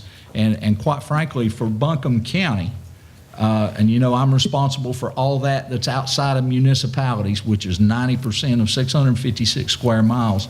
Almost without exception, I can only remember one case in 8 years that involved an African-American family. All the other cases are generally around the Latino community. And ABCRC has helped us come together and work through and work those issues out as we move forward. So, Thank you so much, Sheriff. yes, ma'am. Next question is for Mr. Darrell Rhymes. Please tell me how AB Tech has begun to dismantle racism or institutional racism that has existed in its hiring and retention processes. Okay, can you hear me? Yes. Okay. Basically, this is going to be a 3-part. The first thing I'd like to talk about is the diversity and inclusion awareness. Recently, we had diversity and inclusion webinars for AB Tech staff, and thereafter we had a diversity and inclusion chat for the staff to come and talk and have an open dialogue. We had building bridges on our campus last year, And the KWA, who's the Vice President of Human Resources and Organizational Development, she attended that. And Carol Ravello was the coordinator for Building Bridges, being on the campus. And also she has attended Building Bridges in the past, and so have I. We recently, I think it was 2 weeks ago, we had a diversity conference titled Unconscious Bias, and Carol Ravello and I attended that workshop, and it was an all-day conference. And additionally, we have professional development classes or workshop on the campus. The next thing I'll talk about is hiring. Job vacancies are disseminated through MAHAC email blasts, Go Green Opportunities, Western Carolina Rescue Ministry, and also historical Black colleges and universities. And the other thing that I'll talk about is interviews. An HR professional are on all full-time interviews to ensure fairness and to facilitate the process. And lastly, we have an assessment tool honing in on the competencies to create a level playing field for the candidates. That's great. Thank you very much. Can you talk a little bit, Daryl? Okay, I'm going to clap too. It was excellent. Can you talk a little bit? I'm from UNC Asheville, so obviously Institution of Higher Education, and diversity and inclusion are major parts of what we'd like to instill in our students, particularly as we have an ever-evolving society. We're part of a larger global community. Can you talk specifically about how AB Tech is doing that or inculcating that within the student learning experience at AB Tech? Okay, say that one more time. I got part of it. So being from an institution of higher education at UNC Asheville, one of our missions is really trying to promote a culture of inclusion and diversity, and having our students understand the importance of that, particularly in terms of service learning and understanding the evolving, changing world that is around us, that is becoming, that is ever shrinking. So what are you doing at AB Tech to instill that within the academic experience? For the students. Yes, for the students. Well, one of the things I can tell you, I'm teaching in the engineering department, and the class is supervision, and as a matter of fact, in chapter 5 is diversity. And one of the things that in the lecture that I did last night, I just talked about diversity, the diversity equation. Given that example, there's many variables in that diversity equation, and for different companies and schools, what they're looking for, they target a particular variable within that equation that does not exist in the school or the company. That's what I do, and I'm sure, and I would hope that if diversity comes up in other classes, they're doing the same thing to reach out to the students. And as a matter of fact, one of the students said to me last night, and I appreciate his honesty, he said, I didn't know that, and I didn't even know what diversity was. Wow, amazing. And then James Lee, can you also address that same question, please? Yeah, absolutely, because one of the things that the school has made a true commitment about is to weave diversity throughout the curriculum courses, and even our continuing education courses. Yes. I mean, there's chapters just about in every course that talks about diversity, and not just diversity, racial diversity, but all the ism diversity, which is really important for our community as it ever changes. Not only that, the college has really taken, so I guess I should have told you, my other hat is AB Tech, so that's why I'm talking kind of as AB Tech. So the other thing that the college has really done, which is really important and significant, is that Dr. Joseph Fox, who recently retired last June, wrote a grant for the Minority Male Mentorship Program at the time, and now it is the Minority Student Leadership Academy. That grant, to make it more sustainable, so when the money disappears, the college has made a commitment to that program by placing it underneath our student services department, so that it has sustainability, it has resources wrapped around it. It's taking a holistic approach at being able to support our students for whatever they determine as minority. Now, in addition to that, the minority male piece of it is still there, and it is still focusing on males, because the thing that the college is doing well is that for both of our service area, which is Buncombe and Madison, it's about 14.1%, I think, is our total minority population. The college does about a little bit over 17% of getting minorities to our school. The problem is the retention of them once they get here. And so that is why the college has made a focus on not so much getting them here, but keeping them here. Because nationally, they're not completing their degrees. So we want to make sure that they complete their degrees. So we're wrapping services around them, as well as providing it throughout their education. That's great. Thank you very much for that. Something that all institutions of higher education struggle with is retention. So I appreciate that. Sheila, can you please talk about, tell us more about the Western North Carolina Diversity Engagement Coalition. I know that Lisa talked about it a little bit, and then how do you see this organization benefiting the greater Asheville community? Okay, great. And I will ask my my Diversity Engagement Coalition colleagues to jump in too. Some of them will do a much better job than I. But basically, I want to give you a little history about it. About 2 years ago, I guess, perhaps, there was a conference, a diversity conference at UNCA, and Dr. Leonard came and spoke, and he touched so many of us who attended that conference, and especially Lisa Eby, who she and Deb Miles from UNCA really got together with this wonderful idea of bringing organizations together to develop a coalition that could really help individual multicultural professionals promote and be developed, and we could promote them within our organizations and across our organizations. So a group of 6 what we call the anchor institutions, and that's AB Tech, Buncombe County, the City of Asheville, MAHEC, Mission Health, and UNC Asheville got together, and the human resource professionals from those agencies got together. And we realized that we all had the same problem, and our community had the same problem. We needed to promote and develop people from this community, multicultural professionals, and we also needed to promote multicultural professionals within our organizations. As we looked at, we all made a commitment that we would come together and look at our demographics in our organizations, and we didn't want to lose those we hired. Much like Van Duncan has shared with you, it was about retention.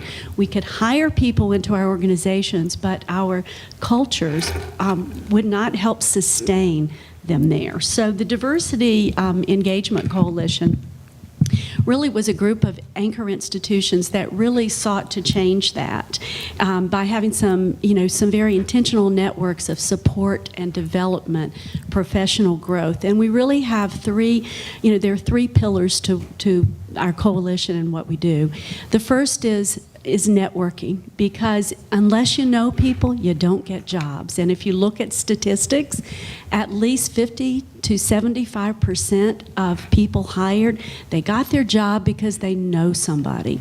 So when you are a multicultural professional, it's very difficult if you don't know those individuals in power in an organization, because they're mostly not people of color. Right. So it's very important, and one of our goals was to not only provide an opportunity for networking for professionals, but the second arm is to really provide professional development. We wanted to grow and develop multicultural professionals throughout the community. So we began by, we held our first 8-week professional development series. We had about 32 individuals who went through that, and the purpose of it was really a lot about self-awareness, a lot of those unwritten rules of the organization that you don't know and you need to know if you want to be promoted within an organization. And then the last leg or pillar of Western North Carolina Diversity Engagement Coalition is we want to help ourselves, our organizations and other organizations, to really evaluate and assess what they're doing well and look at opportunities for the future, because this is a journey. As my colleague Dr. Rebecca Bernstein, who's sitting in the back, often says, our work, it's not a sprint, it's a journey. And for all of us in Western North Carolina Diversity Engagement Coalition, it's really about creating an environment and a culture where everybody can thrive and you can use your strengths and bring those to the table and be respected for it.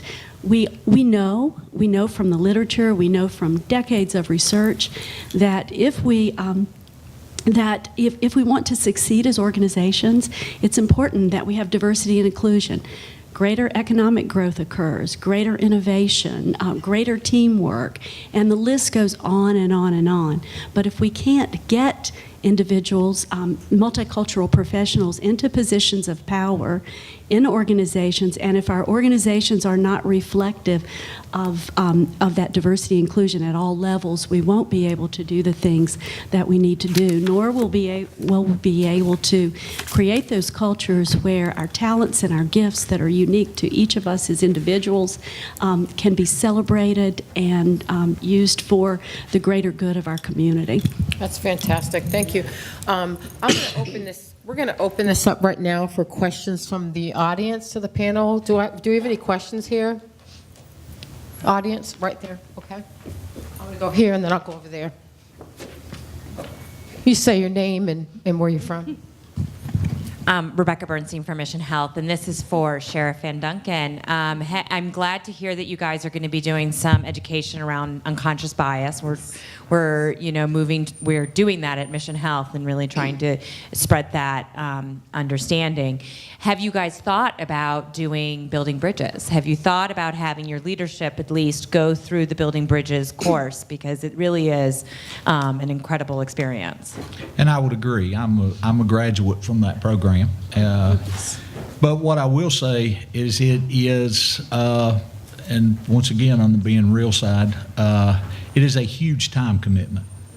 And right now, where we are with resources and people and jobs and time commitment, it is really tough for me to do that. Plus, we have to pay them. We have to compensate them for whatever time they go and go through the program. I'm not saying that I wouldn't consider it. It is just tough for me to do it wholesale and send a lot of the command staff. So. Yes, ma'am. Part of this is a question. In the last probably year and a half, I have had this hiring thing on the back end of it. Someone will Google Mount Zion Missionary Baptist Church and they'll find out that it's a black church. And then I walk into the office sometime and the reception will hand me a piece of paper. And usually it is a question that has not been answered by their interview process. There was a young couple that came in town. I won't say which organization they came to, but they came to an interview. And then they went back home and they had questions. And so that person in turn Googled Mount Zion Church. I got the message and I had to respond to it. And there's very simple things I'm trying to figure. Once they leave your office, because remember, if they come from the Asheville airport into your office, do the interview, get back in a car, go back to the airport, a lot of times they have never seen us. They've never seen African American. They may not even see an African American on that travel. And so when they go back home, sometimes they have those questions, and sometimes they'll end up at the church. A couple that just came in, they had a simple question: what's the school system like? And I says, okay, well, give me your questions, and I'll answer them best I can, and nothing official about it and everything. They just want to know what the school system, because they had not seen a black person on their interview process. It basically came in, went back out. And then it was school system, and then they wanted to know the living, where do you live at in Asheville if you have to get an apartment? And so I in turn asked them, and I said, I'm gonna ask you a personal question, where have you looked at? And they gave me the apartment. I got in my car, went over, took a picture, emailed it to them. This is where you don't believe what the picture looked like on the website. This is the actual apartment that you have said that you may live in. So my question somewhat is, what do you do once they go back home to let them know that we're here, African Americans are here, or other people are here? What do you do? Because they may not see it when they come for an interview and everything. That's a great question. So I'd like to answer that question. With the WNCDEC with the Western North Carolina Diversity Engagement Coalition, Sheila, we just decided we weren't going to call it TEC anymore. We're really trying to narrow the space between multicultural professionals in this community. So 656 square miles in Buncombe County is a lot of space. And we were just talking, the black population in Buncombe County is at 7%. And it's targeted to actually go down in the future if we don't do something differently. So having a Facebook page where people can get on that Facebook page is the go-to page for multicultural professionals to go to, connecting people. We have a website that we just hired some contract people, Joseph Fox. We stole the retired Joseph Fox. So that we're going to try and create some peer mentoring networks, but also to have that kind of ability for somebody who comes in like that to know that website exists, to be able to ask a question and get an answer, and be connected, more importantly, with people that live in the community that can say to them, this is where I get my hair done, this is where my kids play sports, and that kind of stuff. Sheila, you want to add anything to that? I was just going to say, in addition to what Lisa had said, that you talked about the interview process, and I think that's something that that we all have, all the organizations in Asheville and Buncombe County have to take into consideration. It's about connecting with others, and you need to feel like you belong. It's just a human thing. And I think the first thing is that you can have people on the interview panel. The second thing is that, as Lisa had said, DEC is a way, Diversity Engagement Coalition. Joseph Fox would just have our heads if he heard us saying DEC. But I think that when people are here, if they're coming from other places to interview, it's a wonderful opportunity to connect them with other networks. And I think that's where Diversity Engagement Coalition comes in, so that they can meet like professionals elsewhere.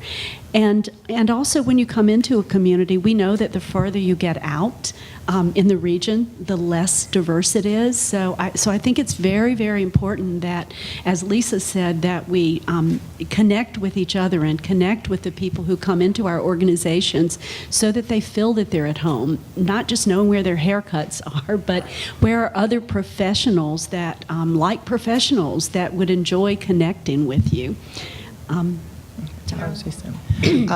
One of the things can also happen, I teach interview skills, and the class is absolutely free, and it's taught through Human Resources Development, and that's another way that they can network with me and get information and ask questions.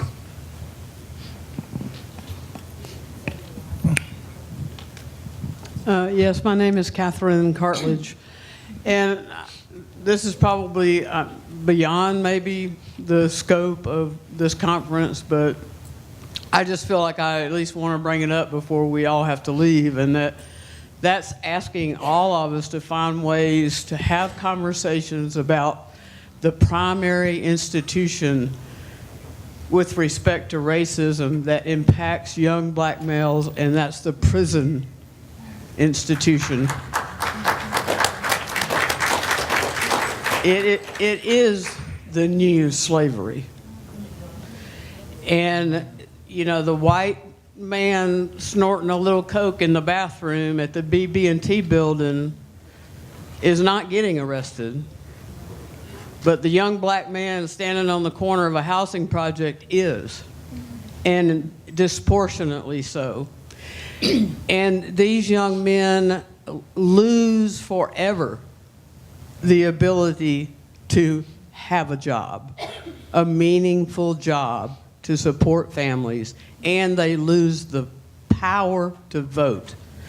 Those two things, unless the right people in the right places at the right time start talking about what our war on drugs, the war on drugs is nothing but finding warm bodies to put in prisons to do the work for corporations that own them.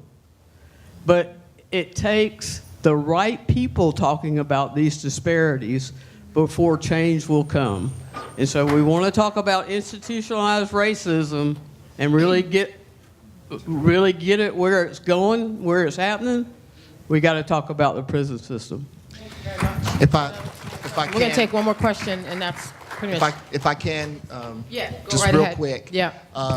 And I agree that part of that is that there has to be a conversation, but there also has to be an honoring of the fact that law enforcement, Sheriff Duncan, Interim Chief Belcher, and Deputy Chief Wade Wood, and Lieutenant Eberhardt are coming to the table to have those kind of conversations. They don't necessarily have to be there, but they're there. And so even though it's a broken system, it takes the relationship to build it together. And that's one of the things that it's not something that's going to happen overnight, but it's going to take time. And to see that they are committed to doing that is important for me to know that I need to stay at the table because it's important to have the relationship. So yes, it's broken, but it takes that relationship to fix it. Okay, we have a question over here. This is to Sheriff Duncan, and I'm not saying this to you directly, but you're the only one up there in a uniform, so you're going to get this question. I'm good with it. We'll read interviews in the paper with talking with police chiefs and hiring people, and they say, well, we really look for young African Americans, but we just can't seem to find qualified people. And I'm saying to myself, what does that mean? Does that mean they don't go to school, or what sort of qualifications? And I read down a little further, and yes, they passed their physical exam. Yes, they passed their scholastic part of their requirements. But as I went through the end, I realized that maybe why they aren't qualified is back when they've been arrested for nothing, for a light out in the back of their car, or some minor infraction, which we know happens a lot in a lot of cities. And I'm wondering if, number one, if that's what keeps them out, and number two, is there any way you can overcome that? Do you have it written in stone that if you've ever had a violation, infraction, you can't be hired? Is that something that you're working on? That's not the case at the sheriff's office. And what I can tell you is our case as far as hiring minorities is we have very few apply.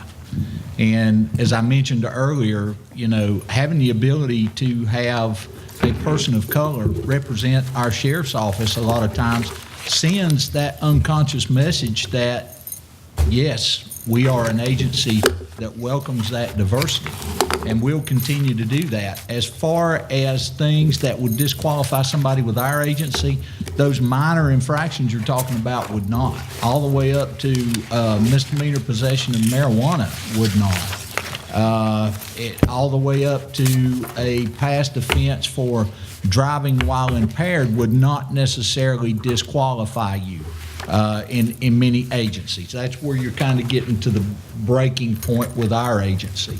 As far as some of the things that might really in reality disqualify you. It's very seldom that we interview young people now who don't freely admit that they have smoked marijuana or tried marijuana or have some kind of misdemeanor arrest on their record if it's a traffic infraction or something of that nature. I mean, there's just very few of those people that exist now that haven't had some sort of interaction. So for us, that's really not the case, but I can understand where you're coming from.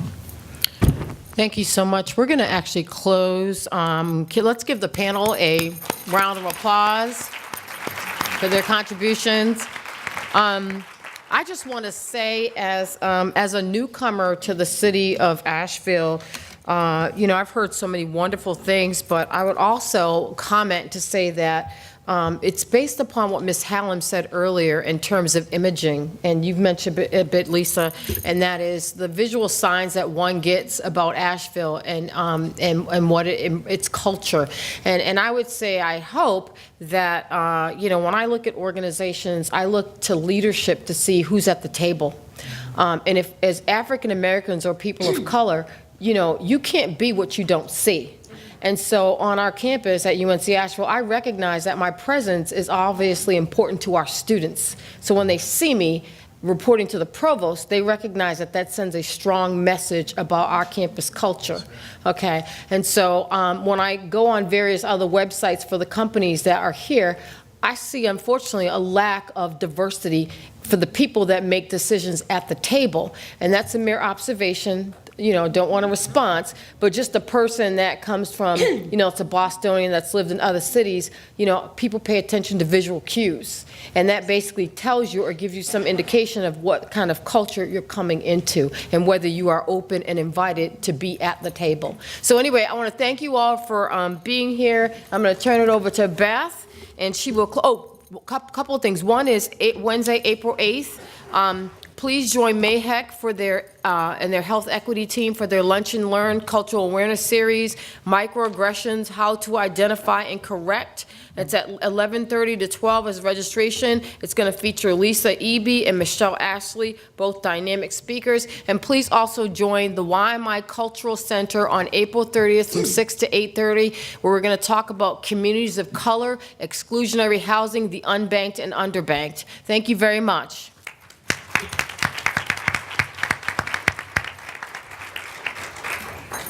I want to thank again our keynote speaker, Jacqueline Hallam, for her fascinating speech on overcoming institutional racism. I'd like to thank all of our panelists who came today to speak about the history of racism in Asheville and what also as well as what the employers in Asheville are doing. We really appreciate your efforts. And thank you, Annie Burton, for being our moderator. Thanks to President Dennis King, the executive leadership team at AB Tech, the planning committee, including James Lee, and my co-workers from the YWCA, Adrian Ammerman and Gary Leonard. Thank you all. And of course, thanks to all of you for participating today. Our hope is that you've learned something new and that you'll take back what you've learned to your classrooms, your workplace, your offices, your living room, your place of worship, and your neighborhood. For the next half hour, there will be a reception in the hallway with refreshments, but most importantly, there'll be representatives of the Racial Justice Coalition sharing their information, and we hope they will have tables, and we hope you find a way to get involved if you so choose. I encourage you to take advantage of this opportunity to connect further and with each other and with the many groups that are here today working. I want to highlight that this is the first Stand Against Racism event for the 2015 season. Most of the events will be in April and later in April, so go to the YWCA website to find out more activities. We will be publicizing all the public events that we know about. If your organization is having an event, please register through the YWCA, and we will be happy to get out the word. And it's just the beginning, and we really appreciate everyone for your stand against racism today. Thank you.